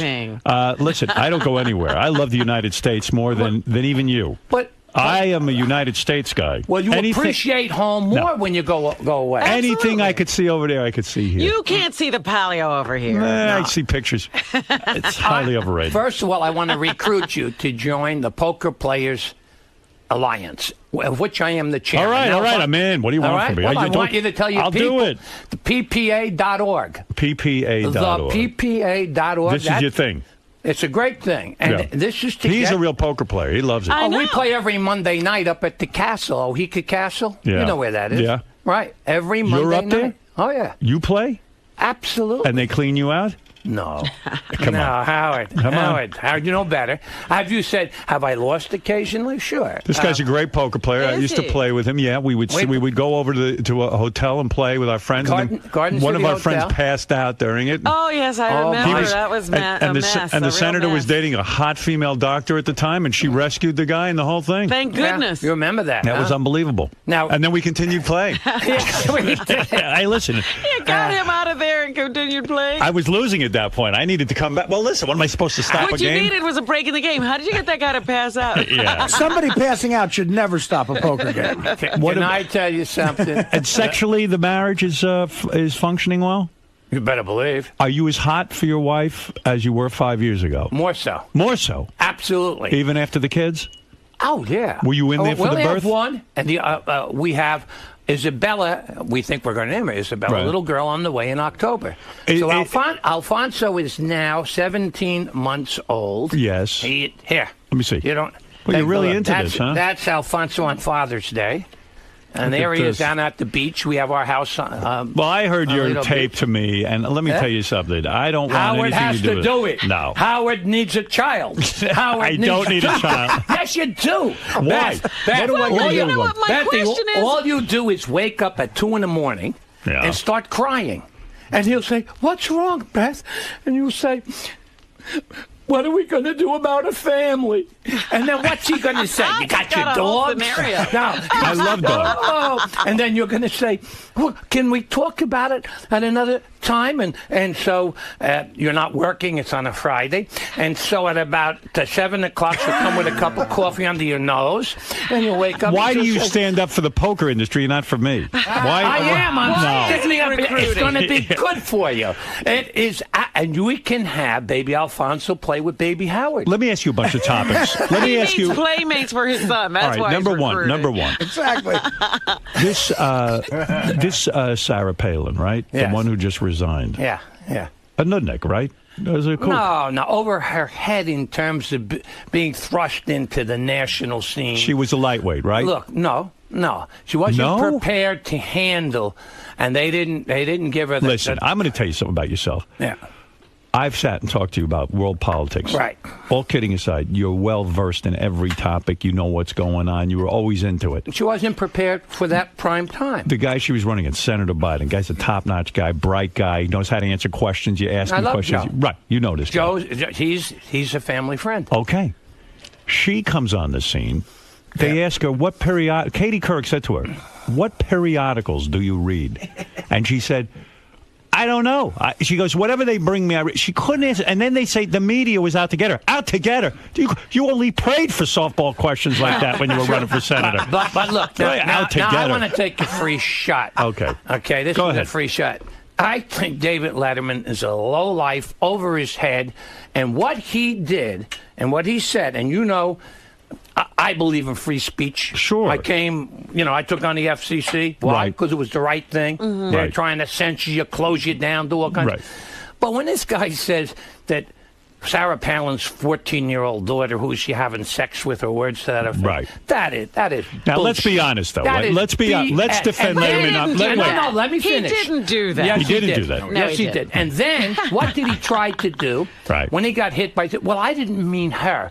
I meant the other daughter. Now... Right. I mean, I that's believe okay. that. You don't believe that. I believe that's true. Oh, I don't think baloney. he knew the 14-year-old. He was talking he about the was one who had with the a baby. All right, so even if it was the All right. 18-year-old, you're going to say she's having sex with some boy. Yeah, come on. Listen. It was a joke. Listen to me. It was inappropriate. It Didn't McCain make a Chelsea Clinton joke? Didn't McCain make a Chelsea Clinton joke? If somebody did that to Senator Clinton and her family and implied But they the did. same- you know what? McCain made a horrible joke. Wasn't it McCain, Yes, it Fred, who was. made the horrible Yes. joke about Chelsea Clinton's appearance? Why is and Chelsea looks? Clinton so ugly? Because Janet Reno was her father? Yeah. And that was a terrible joke. That's a terrible. Out of line. Horrible joke. Wrong. Out of line. Did he And I apologize? said, Did he apologize? I don't know. Well, you see, I assume he did. I assume he did. Right. It took Letterman a couple of days after he was getting killed to do. I just think he's a mean-spirited prick. You don't like him. I could say that on You this- on should your- goddamn Because right they you could. can't- Huh? Say other No, words. Free air. Yes. Yeah. Prick Letterman, is- you're a mean-spirited prick. And by the way, I don't want you to join the Poker Players Alliance. Really? You No. will not let him in? No, I Yeah. won't. I don't care if I have to fight the whole board. So you say Palin wasn't so bad. Over her head. And Over do you her think But she'll what is be... this stepping down from the governorship? You would never step down. Well, look, I think she probably has legal bills over her head. She's got all kinds of ethics charges to come from the state. Oh, I yeah? think 13 out of 15 have already been basically dismissed. But she's got hundreds of thousands of dollars worth of legal bills. Right. She can't possibly pay them. I wasn't aware of that. Yeah, given her $500,000 is estimated that she owes in legal bills. Wow. So now she goes on the circuit. Right. Write a book. She'll make a lot of money. They'll put her on the Howard Stern show. You'll tear her up. I put her on the Sibian. I find it very attractive. That's what I mean. That's the problem. I mean, I'd love to see a Playboy spread. I was going to say, he'll put her on the Sibian. You make a good point. I was going to ask you, how do a lot of guys who are public servants their whole lives become multi-billionaires? I mean, Gerald Ford was a good example of that. He was a president. He served in Congress his whole life. He couldn't have made much money. No, he didn't. Guy got out with a multi-millionaire. Well, so is that it? It's the speeches? It's the whole thing? The speeches. I'm sure that Ford, when he came out, commanded $100,000 plus, and that's quite a few years ago. But he got on a lot of boards of a lot of major corporations. That's right. A lot of boards. You get stock options, etc. Right. The stocks were booming in the But last... isn't that a conflict of interest in a sense? Because when in other words, it's quid pro quo. When you become the president, you say, okay, I'll treat you well, and then when I get out, you give me $2 million for a speech. You don't have to do that. For example... Ronald Reagan did it. Clinton didn't have to do that, and Reagan didn't have to do that. When they got out, the notoriety, people wanting to hear them, see them, touch them.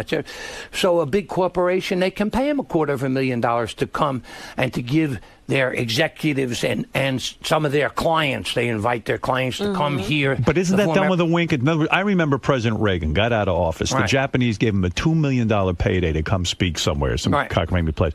But the idea was, well, if you're good to me while we're in office and you're good to the Japanese businessman, you can see when you get out, you'll get the $2 million. I'll tell you where I suspect that is really the case. It's never really spoken, but I think with the Saudis and the Arabic money, huge. And if you look at the both sides, and let's not go into names, but all of the formers have done very well. Yes. And Bandar is full of BS also. Very carries himself. Prince Bandar, former secretary, former representative here.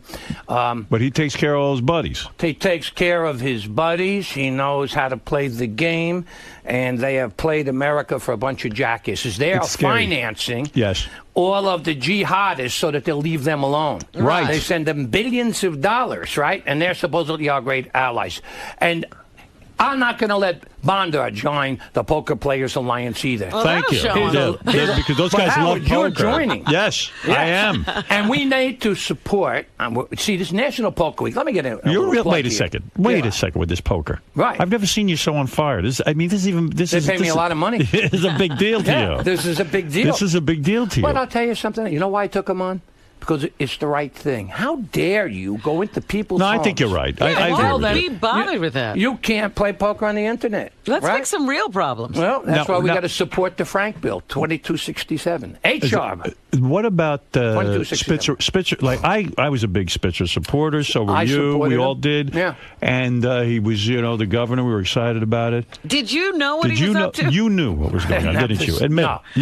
You knew he was there with the hookers. I swear to God. You knew he kept his socks on. By the way, the hooker didn't even know. I don't think. The hooker didn't know who he was. The idea of someone having extramarital or having a hooker or something. That should be the worst thing that ever happens, and we'd be in pretty good shape. Do you think he should still be the governor? The duplicity of the whole thing. How on one hand you can hold yourself out as this great moralist, and if you do, then you better live it. You better be it. Right. Yeah, but the year before, when he was Attorney General, they tell me he sponsored a bill that doubled the penalty for Johns. Right. For crying out loud, while you're carrying on, you're doubling the penalty. I mean, that seems like a hypocrite. He looked at the law and he said, if I get caught, that's not enough of a fine. See, that's why maybe is it possible he was doing undercover work when he was caught? That's right. I mean, no one ever gave him. Claimed that they were undercover. It was research. You were always smart when you were senator, and I always liked this about you. All right, listen, you had a marriage, it didn't work out. Yeah, and then you dated when you were senator. I To me, I am for this because you were the healthiest senator around. You always had fantastic dates. Some of the women you dated were beautiful. Glad my wife was sleeping. Yeah, and you didn't have to. And you didn't have to go to hookers. No, you got it for free. That's true. But wait a minute. You know what? Sometimes they're much more costly than hookers. That's right. Yes.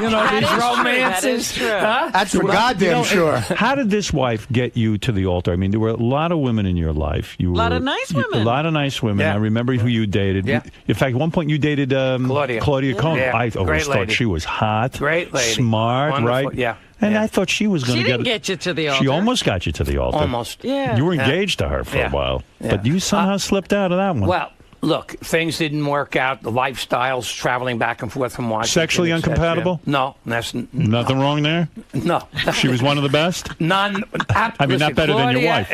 Claudia's passed on. Yes. She's still got a beautiful daughter, and Claudia was a great lady. Is it weird when you've made love to a woman and then she dies? I mean, then she's not here anymore. It's got to be a little weird, right? It's freaky.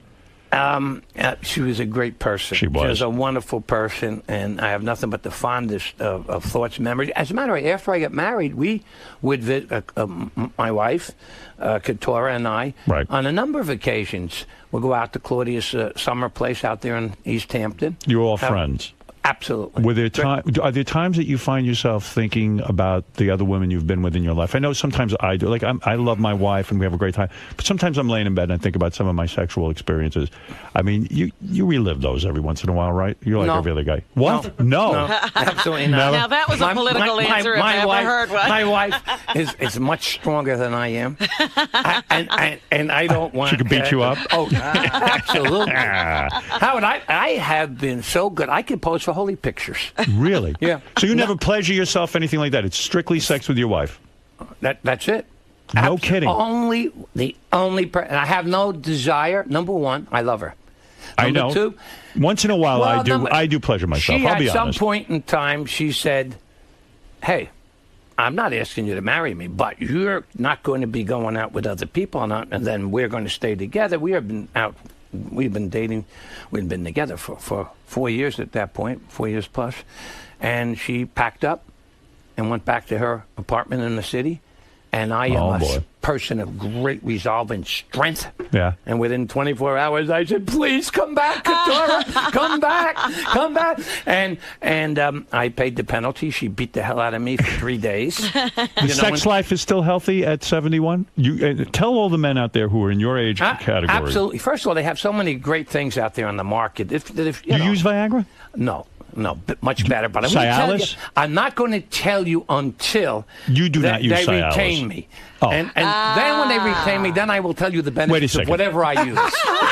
Are you telling me you use Cialis?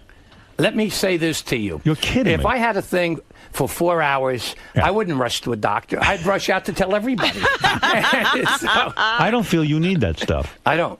You don't, right? I don't. But, it give you a little enhancement. Give you a lot of enhancement. See, I hear a lot of guys say that. I'm afraid of that stuff. I won't go to it. Well, I'll suggest to you when they retain me which one you should use. Really? The best. Cialis. I'm not saying I am. They have no whoever, kidding. Yep. Yeah. And it's like you're a young man. Don't you think I'd be a great spokesperson for them? When do you any doubt? Sure. Absolutely. Right? You're at the right age. For whoever. Yeah, right? whoever it might be. You mean you can hurt her with it once you're on Cialis? No kidding. I think you say pleasure her, right? So every night of the week you're home sleeping. In other words, you don't go out. You don't play poker every Monday night. Yeah. Except tonight, I'll be But you're down home in every DC. night and you're with the kids and the whole thing. Yeah. Well, little guy. I can't wait to see him. I try to get home before he goes to bed. Tuesday nights are close because I have my TV program and then I rush home. Right. But if I can get home like at 7:30, I'll see him and play with him. And it's the greatest. They are so innocent. They are so... You circumcised them, I hope. Absolutely. You did? Yeah. I didn't do it myself. The Moyle did. No. I'm against... You want to know the truth, though? Doctor. I'm actually against circumcision. I've thought about it. Because really, why do you cut it? Why do that? Well, they say mutilation? That for health reasons. Did you discuss this? You really went through it? You didn't discuss it with me. No. Where were you when I was? All right, listen to me. You're here. You have an important mission. There is a place you can go to hear what the senator is talking about. We're talking. Most of my audience loves to play poker. Of course, and you want to play it on the internet. And you want to have a game that's protected and honest. Right. I've been aware of this problem for a while because we had many sponsors who were in the internet poker thing, and then all of a sudden it became a problem and all of this. And they disappeared, yeah. But if you want, you can go to ppa.org and find out more about this. What the senator says is true. Why, with all the problems in the world, who would care if somebody wants to play poker? What business is it of yours if somebody and wants call to? your congressman? Yeah. Hey, do you know Bernie Madoff at all? No, I didn't know him. Thank God. You never met him, huh? No, I didn't. I figured somehow like these guys always try to mingle. And, yeah, usually they're into politics. Yeah. Oh, he used the country clubs. He used the Palm Beach Country Club. He used Glen Oaks. Those were his two places and people of wealth and affluence. And once someone says, "Oh, by the way, I got in with Bernie's thing, and we get a 12% return, etc." But he won't let everybody. Then the people go knocking on the door, and the more he says, "Well, I don't know, don't tell anybody," of course they tell their wives tell their girlfriends, right? And that is the cycle. He, I was reading about him in prison. It seems like he's not even suffering that much. They're saying he's doing pretty well. Like he's in a country club type prison. But he's not living that life much anymore. Of a country club. You mean you're not in a lockdown 23 out of 24 hours. No, and it's other guys who are sort of white-collar crime. Yeah. But listen, it's not freedom. What, you want him being gang raped every night? Yes. Is that what you know what he did to people? Well, he yeah. wiped out charities. He wiped out their livelihood. He hurt a lot of people. He hurt Pensions. Cruel stuff. And but have you ever been told that you can't do something? It's hell. Well, it's I know hell not to have your freedom. I don't know. It's yeah, look. It's weird. Not to be able to watch whatever program you want or listen. I don't know if they have Sirius over there. We have to find out if that all the prisons have. They can't even buy a girly magazine. Yeah. Is that right? We get letters from prisons. Well, let me tell you something. It's one thing not to have a hot wife, but if you can't even buy a girly magazine, it's tough stuff. I mean, so when you supported McCain yes, for I did. president, yeah, you're good friends with Rudy Giuliani, right? I mean, you guys are good friends. No. You're not? No. I thought you guys sort of... Weren't you friends at one time? I supported him and helped him become U.S. Attorney. I recommended him. I went to his wedding, to Donna. He came to my daughter Lisa's wedding. Right. We were friends, but certain things took place thereafter, which I'm not going to speak to now because I want to get your publisher to do my book when right. You know, which and this is when you'll reveal that, right? And that's when we'll. You guys weren't banging the same chick or something? Was that what was going on? No, nothing like that. He was no competition. I was going to say, I don't think Rudy was ever. Rudy was not the ladies' man. You are. You knew how to play it. Well, and that was before the days of extra help. Imagine. Wow. Oh my God! I have to tell you something. So when you didn't support him in his bid for president, he expected it. He wasn't looking for you. He did come to see me, and I said to him that I was going to support John McCain. I thought that he'd be a very good number 2. Person on the ticket. I think that would have been a pretty good ticket. I think so. Giuliani. Yeah. But when you had the economic collapse, nobody was going to win. Not even Moses.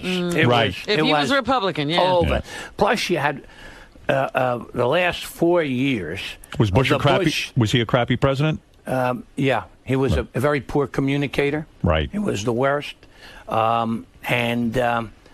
he just took this attitude. He took the Cheney attitude. I don't have to talk to you. I don't have to tell the media. Well, of course you do. Yeah. And you have an obligation as the leader of the free world and the leader of this nation to be able to explain to people and to build confidence. Sure. And he never did. The people gave him the job. And you know what? Iraq, you look back on it, it was a mistake because we controlled them by the air, etc. Right. But all the intelligence community throughout the world, they all said he's going nuclear, he's got weapons of mass destruction. So that was a mistake. Right. You can say, fine.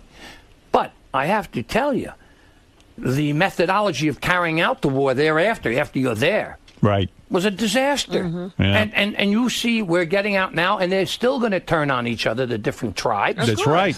And what's going on in Afghanistan? Let me tell you, use the drones, go in there, hit them whenever you have to, but stay the hell out. Right. No one has ever won a war there, and we're not going to. Nor will they. And I think President Obama, he's trying to do a good job. He's made a mistake as it relates to Afghanistan. We should get the hell out. And because I'm a hawk. And it's impossible to win that. And what are you going to win? You know what? Are you going to control the mountain passes? They're talking about building fences. Why don't we just fence in those countries? There you go. And keep them in there. There's no reason for us You're to be there on the right. ground. Right. And the same I don't with hear Iraq. anybody saying anything. Yeah. The Republicans don't say anything. Right. No. The Democrats are, and we're sending more troops. Why are we What are we sending them for? the lifeblood of our youngest and best people there? Yeah. Right. And now why did you run for president? Did you see those videotapes they released this week of the guy, the first American prisoner that the Taliban has taken? I just saw a couple of news clips at the time. But you asked a good question. What exactly are we fighting for over there? Well, I mean, you say you want to control the Taliban and Al Qaeda. If you want it, do your bombing with your drones. Don't have ground forces there.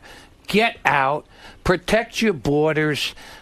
Support your allies. You want to support Pakistan, fine. And there's a reason to do that. You don't want the nukes to fall into the hands of the crazies. But to have tens of thousands of troops there in an area that you cannot win. The Russians got their ass kicked. If you ever watch the history, the English. Yeah. When the English British, finally did the Great Retreat, they had 15,000, combination 11,000 workers, bearers, and 4,000 troops. Out of the 15,000 that they made their Great Retreat, only one person came out alive. Wow. Right. What are we talking about? You're absolutely right. So it doesn't make sense. You're making a lot of sense. Do you that's talk why I'm to going the with you on the. president? That's why I'm going with you on this poker thing. Did you meet President Obama? Do Did you talk to him? Tell him what you're thinking. Yeah. Where are I you? think Obama. You're so busy with this poker. You're not Yeah. solving the war. Well, how much do we have to give you to make you talk about the What war? do you need to get I'm us going to to- send you one of my articles that I've written for one Have of you our- met President Obama? Not personally. No, Right. I've been in groups that he's been at, and of Right. course, as I say, Joe Biden, we know him. He's a we're friend of yours. Well, we're He's a family bright friends. guy. He's terrific. Yeah. There was a little article that says that Joe gets in trouble for speaking the truth. It was in the Post, I think, Yeah, yeah, yesterday. yeah. It was Right. a little tiny thing. Yeah, yeah. And it's true. You know, he speaks the truth without being politically correct. Right. Right. I like it. And so consequently, everybody jumps on him. But You've been going to the movies? have I? Yeah. I You seen haven't. Bruno yet? No. I'm wondering what you thought of that. It's, No, I haven't it's seen wild. Bruno. It's wild. Is it? Oh, yeah. You recommend it? I like Give it. I me a thought it was little funny. synopsis Although one of of my it. audience wrote me and said, I went to the movie to see Bruno, and I didn't like it, and, Yeah, I've and heard you owe other me people. $18. I like I've heard it. other people say they slept through it. What What point is Bruno about? he pretends to be a gay Austrian. He wants to be the greatest gay Austrian since he says Arnold Schwarzenegger. Oh, this is kind of a takeoff on that other. Right, like Barat, but it's Bruno. Yeah. And yeah. at one point, he's in a hotel. He's got the We got clicker. Ron Paul in there. He comes on Yeah. Ron Paul. He tries to make love to him. No. Ron Paul runs out of there. Does Ron Paul actually come in and play? Yeah. Well, Ron Paul, playing. he ain't playing. He got alone in a room with him. He starts coming on to him. Ron Paul was out of it. I guess he doesn't like guys. And then at one point, there's a remote control. A remote control in Bruno's behind. I mean, don't no. Did you hear the big news about Robin's new bra size? Oh, stop it. Robin, as you know, Yes. went to a bra store. I don't know if I you didn't know this. You haven't heard about How this? does he know that? Well, He knows. it turns out she's not 36 double D. She's 34 G. Wow, baby. That is some support system you have to have. I then. couldn't make her That's show me a the bra. special- Show the senator the bra. She needs the military. That's right. You've never been with a woman who is a G, have you? I don't think so. I don't think so. No, me neither. God You bless can't her. handle. Although- no. I've given a woman a G. No, let me tell you, Kat, now that she's pregnant, Is she up to a G? Could she's be. big. Wow. Do you still make love to your wife while what month is she in? She's almost ready to give birth. 6 months. She's in the sixth month. Yeah, she's going You will into her still make 7th. love to her in her 6th month? Absolutely. No, come on. What are you talking about? Are you raise your right hand? Really? Wow. What, you lay on your back and she gets on top? Wow. Well, we should not get into. She beat the hell out of me. You but need to I address love my Congress wife, on this. and that little tummy gets a little bigger, and it's great. You and still make in the little 60s? Isabella. She says she looks great. I'm gonna tell you, if she was in It doesn't freak you out when your wife is pregnant to No make love to way. her? Well, this is a I love her man, more. Howard. I don't know what you're talking about. This is not on television. Yes, it is. No! Oh, shit! No! There's 82 cameras around. Listen. The poker players will love it. The poker players will love that. They will.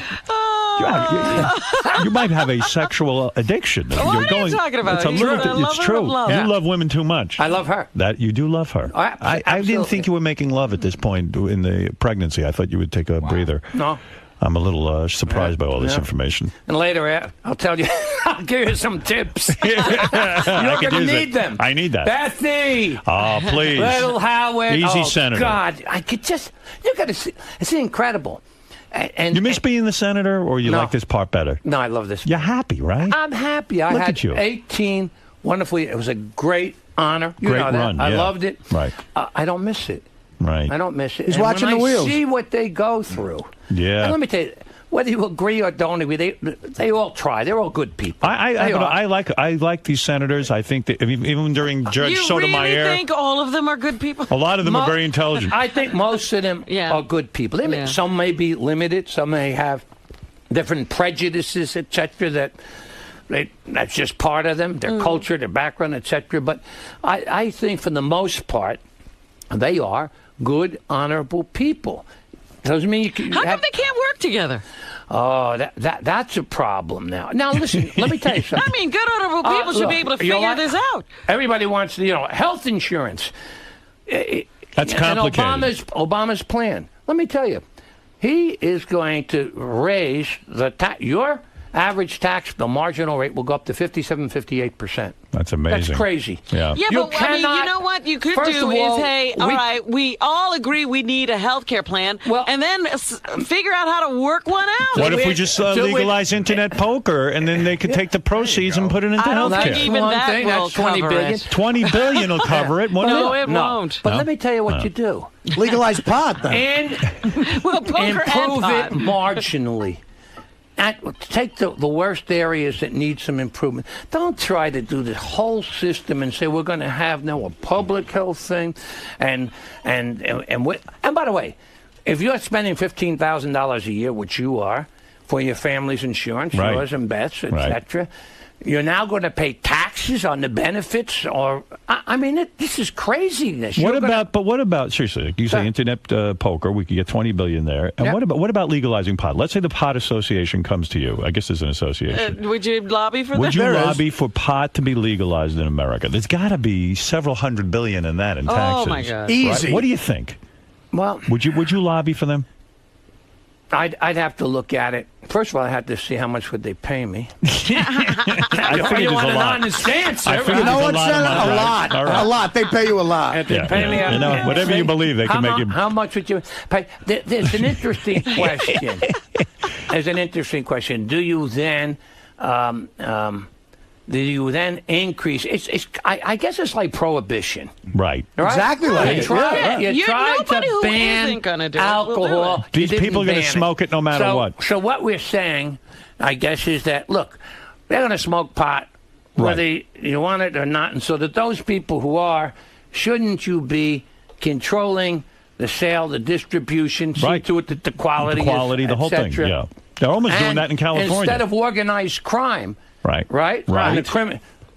You take the money. What do you think? I think there's some merit to it. I do too. I'm not a pot smoker. He's talked himself into it. I think No, but I'll talk to those guys. We'll see if I can't get them to hire you. Let's find out what's going on. Okay. All right. Seems like you're ready to. I think you're ready to party. Look at this. We'll see what happens. You know, you'll go from Senator Pothole to lobbyist Senator Pot. You gotta be careful because the people that don't want you to might be a little Senator mad. D Amato, even showing up in a pair of jeans and a work shirt, and hemp belt, marijuana T-shirt, big marijuana T-shirt. He's like Woody Harrelson. Funny how things go. And I didn't do it. I missed it. Let me tell you something. I said something. You never smoked pot in your life? You never tried it? Because it came just generational after. thing. It was a generational thing. You were never curious. I left law school in '61. I remember in the summer. Well, I guess it was '61. In the summer of '61. I'd see a few hippies on the campus, and so I missed it. If I had been back there another 2 or 3 years, you would have been in it. I would have been a pothead. You would have been a big pothead. Absolutely. I think you would have been completely baked. You might have been the drummer for the Who. Well, what was your thing? LSD back then? LSD. What was your thing? Drink a couple of beers too many. That's it. You only drank. Yeah, that was the only. That was it, and it was always beer on the campus. You couldn't afford more than that. Yep. And it just wasn't there. So that's why. It wasn't because I was a good boy. All your experiences, you never had a threesome, though, did you? No. Never two women at the same time? No, because they'd all be fighting over me, and it's too much for you to juggle. I didn't want to let down one. You respect the woman. That's right. I like that. You believe that? I never had them offer it. Somebody offered it, you would have been there. Probably. Listen. Yes, definitely. You are a great senator. You've answered all the tough questions. We've heard rumors of Cialis today. We've heard. You never know which one. You claim don't know which one. You claim you still make love to your wife, even though although she is pregnant. Will you go You don't believe that. You're calling that a claim. I can't even believe it. Will you go all the way to the 9th month in her water break? I bet you will be making love while her water. Now we Are you have going to break her water? No. How far will you go with it? How long into the pregnancy will you make love? As long as she'll let me. Really?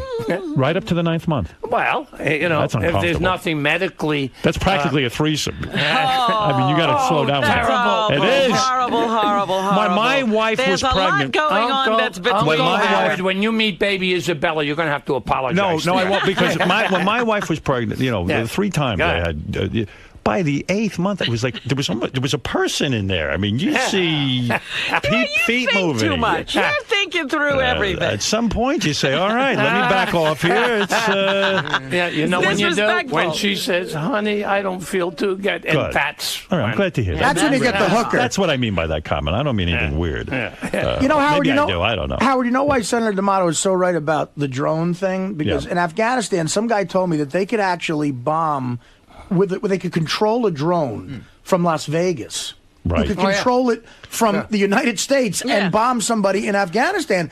And it makes so much sense. Why not just do it with the drones and not send more troops is there? making a brilliant point. Well, you got Artie. Now, that makes total sense to me. If you are a student of history, as the senator is, he's right.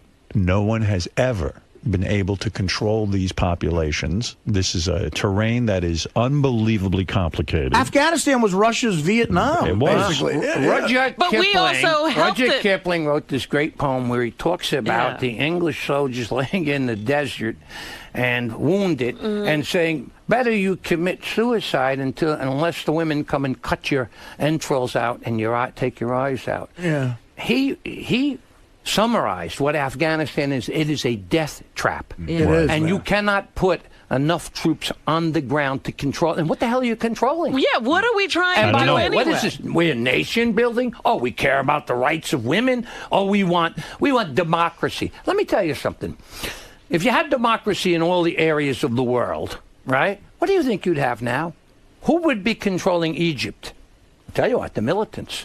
Who would be controlling Saudi Arabia? Huh? The militants. The militants. So let's I got the drift of this. Let's stop this nonsense about, we need democracy. Well, people thought I was joking, but I wasn't. You can talk to your last president about foisting democracy on every area. Saddam Hussein, as much as you want to say what a horrible, despicable man he was afraid of the Taliban. He was afraid of the terrorists. He hated Iran and kept them and well the at Islamic bay. Militants. And hated the militants. And quite frankly, controlled the region. He controlled the region. Kind of like Tito in Yugoslavia before. Heck broke loose when he was gone. Then you had the warring parties. Right. Nobody says they're great people, but in terms of what you have, and what do you think you're going to have in Iraq when we finally it will become a religious, controlled by Iran kind of situation. Again, H.R. 2267, Barney Frank, support the bill and call your congressman. All right, you will be going to Washington, you'll be lobbying about this. You are very much into internet poker. I am. And he doesn't have a problem, you understand? He plays a little bit here and there, that's all. Enthusiastic. I'm with you on this. I happen to believe playing internet poker is a fine thing. I'm going to join up with you. We're going to put you on our website. Whatever you want to do. What am I going to do? Yeah, for more information how can you turn me down? Right. Hey, by the way, I want to tell you about playing poker. Yes? With our friend Howard. Please, because I'm down about 400 grand. We would He's about to lose his house. Go ahead. We would play over at the Garden City Hotel, rent a room, etc. Yeah. And we'd be playing, about 7 of us, etc. And one of our people, I will only mention his first name, Dominic, would say, let's raise the stakes. Right. And the guy who could buy and sell everybody in that room, Howard, would say, hey, come on. Yeah. These guys can't. And he was always concerned. And About that's why the I little loved man. him. About the little guy. The young guy. I always Right. loved the fact that And he said, well, it was we're a gonna friendly play game. Exactly. We're going to play $1 We're not going to let this thing. Listen, It was a friendly game. Quite frankly, I was worried about you. I didn't know how much money you had. You're right. That's it. You're the one Public to tell you. servant, And I I love love you. wiping him out. That's right. I said, what are we going to do here? The senator can't hang. Dominic Now played listen. on one Monday night at our game. Ask him what happened. What happened? We killed him. That's right. He left. Listen. Early. I am mindful of the time. I realize it is 8:09 a.m. Wow. It is actually your You're time kidding. to have your sex for the first time of the day with your young wife. No, I'm not. I know. Are they on a schedule? It's one of 5 times a day. Don't tell me you make love more than once a day. Dear God. I will not believe that. No, I didn't tell you that. But listen to me. I'm not sure. You're 2 times a day. Are you kidding me? Not every day. Not every. Every How? other day. Well, you really are in love. Oh, yeah, I love her. Oh, jeez. I've She's never great. seen you like She's this. she's a great. This is a different She's Senator my Al. buddy, my You're a love. whole different guy. You're And- representing pot. You're. Well, not yet. You gotta sign them up. You've really changed. All right, listen to me. Pot and poker. I understand. Go together. That's right. You can't have one without The other. For more information on the Poker Players Alliance, let's remember, go to the ppa.org. I wish you luck with this because I'm for it. I mean, you're right. There's so much nonsense in the world. Who's worrying about poker on the internet? You're absolutely right. It is a pleasure to see you. Great to see you, An honor to Howard. have you in my studio. Congratulations on the upcoming birth of your next child. Your daughter is coming into the world. Yeah, October. And give your lovely wife a beautiful kiss from me. I will. Your And you 5 times a day lovemaking session. Give Beth my best. And by the I'm way, going to give you her best. you are a lucky son of a gun. I am. She's a beautiful person. Did you have a good time at my wedding? I had a great time. And boy, was she shockingly, knockout. That dress. Great. Yes. I mean, and She was almost nude. Yeah. Well, it was quite an outfit. Yes. I have to tell stunning. Yes. But she's a good person. She's not only beautiful looking. She's a good She is person. a nice person. She sent us a beautiful note afterwards. Pictures. Yeah. She writes well, yes. May you have 6 more children No, and 3 more only- wives. How many No, more? Wait a don't minute, say wait a minute. that, How huh? many I wish children this- are you going to have? He 6 was more. about to Well, this tell is us. number 2. I wish you 6 keep more. talking Yes. to her about 2 after that. Are you serious? Well, you know. Wait a second. You got to do the math too, though. You want to be around for the kids. I know the Poppy's level. 96. I'm only going to be 72. Oh, okay. All right. Mama's 94. Well, I wish you 6 more. How's your mom and dad? They're doing great. And still in Rockville Center? My father just turned 86 the other day. Wow. And he's doing well. I send him to the gym. And he Good. even says, you send me there because you want to be an orphan. He says, make me an orphan. Which gym does he go to? In Rockville Center? No, he comes into the city. Oh, he comes into the yes, city. they're with me. And yes, they're doing very, very well. My mother is doing well. And they're they here in talk the about city? you fondly. No, they're on in Long Rockville Island. Center. Yeah, but they Good. come in and they hang Great. out. Great. And the senator will be legalizing pot soon. He was legalizing gambling. He's even thinking of legalizing crack. He's going completely different. Give me a crack. You would never do that. Never. Of course not. I only joke. That's bad stuff. That's right.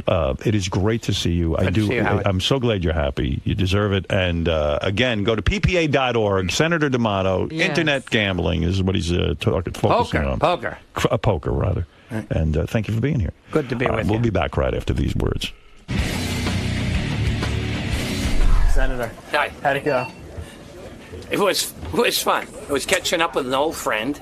We haven't spent this much time together since, I guess, number one, at his wedding, but we didn't get to spend that much time.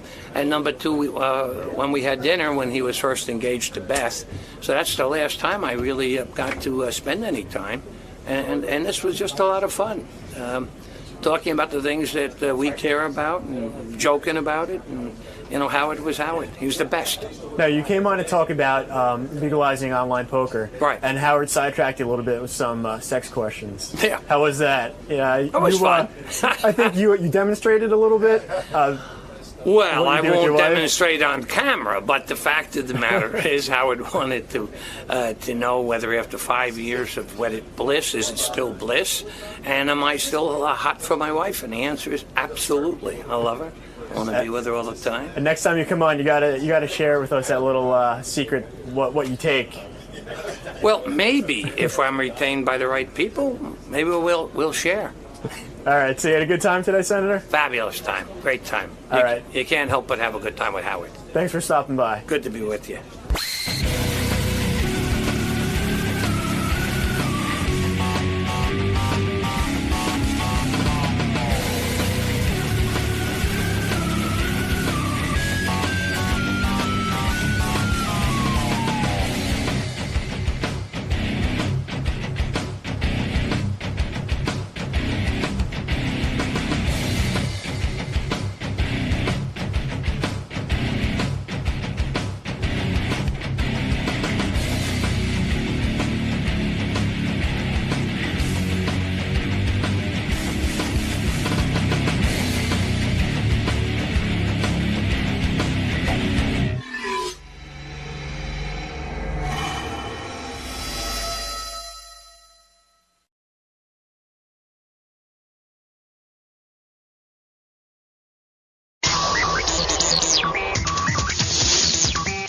Where is your beekeeper's helmet? There's no hot chicks here. Oh, okay. We got tons of email about that, by the way. A lot of people said, Howard, you have some friggin' nerve telling Gary to wear a helmet for his face. Take a look at your horrible face. And my point is, this is not talking about Gary. The complaint of the audience was when there's a hot chick in the studio, Gary, you see him standing there with a microphone, and his big head is disturbing. Yes. So now a fencing what is that, a fencing mask? Yes. All right. See, that's if he wears that, and then someone said, well, what about when you guys cut to your ugly face, Howard, and Fred's crabby old face, and Artie's big fat face? Oh, come on. And I said, and I'm saying, they cut to our face, but we're not standing in the shot with the girl. Don't blame me. You guys wanted Gary to wear, what is that, a welder's mask? That's good. Hold on. I like that. What is this? A motorcycle helmet. You should get a motorcycle helmet that's dark, though. Yeah, you don't see too much. I can't breathe. What? I can't breathe in this one. Yeah, that's not good. Hold on. I'm not putting that on. What is that, an ape? Try it on and see. No, I'm not wearing it. The monkey vest. Give me the football helmet. Put the monkey helmet on. Give me the football helmet. When the E channel cuts to my face, I look like Jabba the Hutt. Let me see that. No, that's not good. What happened? They're too small, I think. Tight, it hurt. Get him a big helmet. What's the matter with you? It's got a big head. Yeah, put that on. What is that?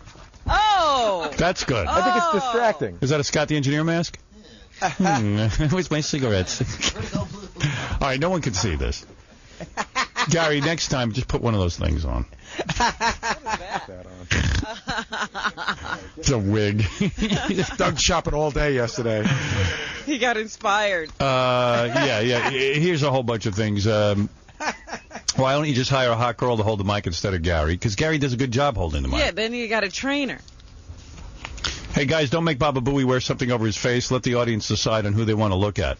Like Bob has said, if you're so distracted from the hot broad, then you aren't looking at her, then you're a Here's the veil, I think. With the exception of Robin. Oh, the veil is terrific. Oh, that's a camouflage the beekeeper's mask. thing. Yeah, that's a beekeeper. Oh, it's beekeeper? Yeah. That's good. You don't think you see too much? And you can breathe in that. This works well for me because I can hear and I can see. I think you can see too much face. The worst thing you can say to another person is, your haircut's not good because you see too much of your face. Yeah. Baba Booey, what's the matter with you? Wear a veil. Stand up for yourself, you idiot. Where's your self-respect? He said no. You're hideous, but not much more than a close-up of Howard without his glasses, or Artie on a bed, S-ing himself. Let's face it, the only pleasing face in the studio is Robin. Oh, you're pretty much all effed up. I agree with that, buddy. This one just says Baba Burka. Put him in a full burqa. You have had some funny segments on your show, but the one about Baba Booey wearing a fencing hat because he is distracting is the funniest. Baba Booey. I definitely think Gary should wear a hat when holding the mic during hottie interviews, but I like the idea of a beekeeper hat better than a fencing hat. If I saw Gary on the E! Show with a beekeeper hat on, I think I'd fall on the floor peeing my pants. Great idea. You're the man, Howard. Well, thank you for that. So it appears that my face is too distracting for Howard and the gang, and they had a big discussion over whether I should wear this, the beekeeper's outfit, or this, the welder's hat. And I think I feel a little bit more comfortable in the welder's hat. So this is my outfit from now on for when hot chicks come in, and when you see a hot chick, this is what you're going to see on the E! Show.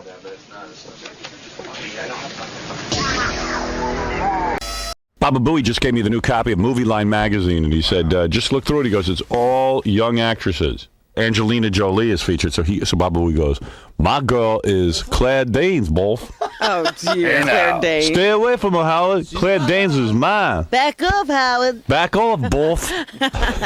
Stick my chest, Joy. When he did his MTV audition, what did he say? Back off, Dweezil. I got Madonna. Madonna is mine. I got dibs. Where is that MTV audition of Baba Booey? He keeps that under lock and key. Does he really? He won't let you have that? Why don't you have that? Because I had it, and Gary, why don't I have that? Who asked you to keep that under lock and key? I'm embarrassed, both. It's not funny anymore. My boss. Howard, that is thoroughly ridiculous. It's been in Fred's plethora of carts behind him, and it's never moved. I've never taken it out. It's not in my plethora of Yeah, carts. but I haven't taken it out. It's been there forever. It's not, because last time we had to get it, I think you had to bring it in on reel. What makes you think I took it out? Well, why wouldn't I you didn't put say it that back you took on it out. a I'm just cart? saying that I don't have it. I just thought it was in there, so I'll go dig it up for you, Howard. I have no problem with My boss. Okay, today, live from Daytona Beach in Florida, 1 p.m. Eastern, 11 Pacific, we've got Justine Bateman. Now, I don't care what anybody says about Dweezil's got the hots for Madonna. I got the hots for Justine, so Dweezil move back. She's mine. My homeboys, the Beastie Boys, are going to be there. My homeboys. Dweezil move back. Douche chills. Listen to the war between his teeth and lips.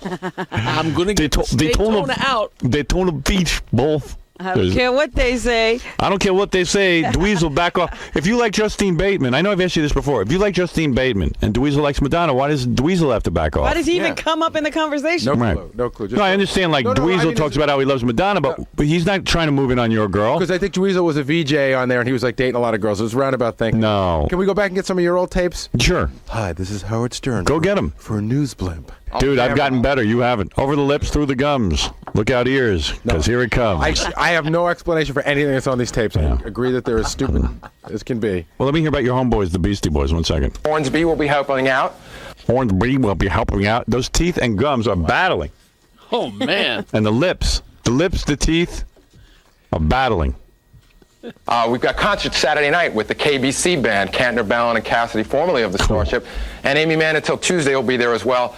Concert Sunday night with Crowded House. You may have seen them performing live this past week here on MTV. You're just busy with that mouth jousting with itself. Well, it's not easy. There's some mouth jousting going. I mean, right off the bat, he's like. Okay, today, live from Daytona Beach. Daytona Beach. Take that. My balls. Take that, Pete. Where's my balls? He got stuck right away. The teeth dried out from That's what happened. He gets nervous, and I know him. His teeth dry out, and then he has to start licking them.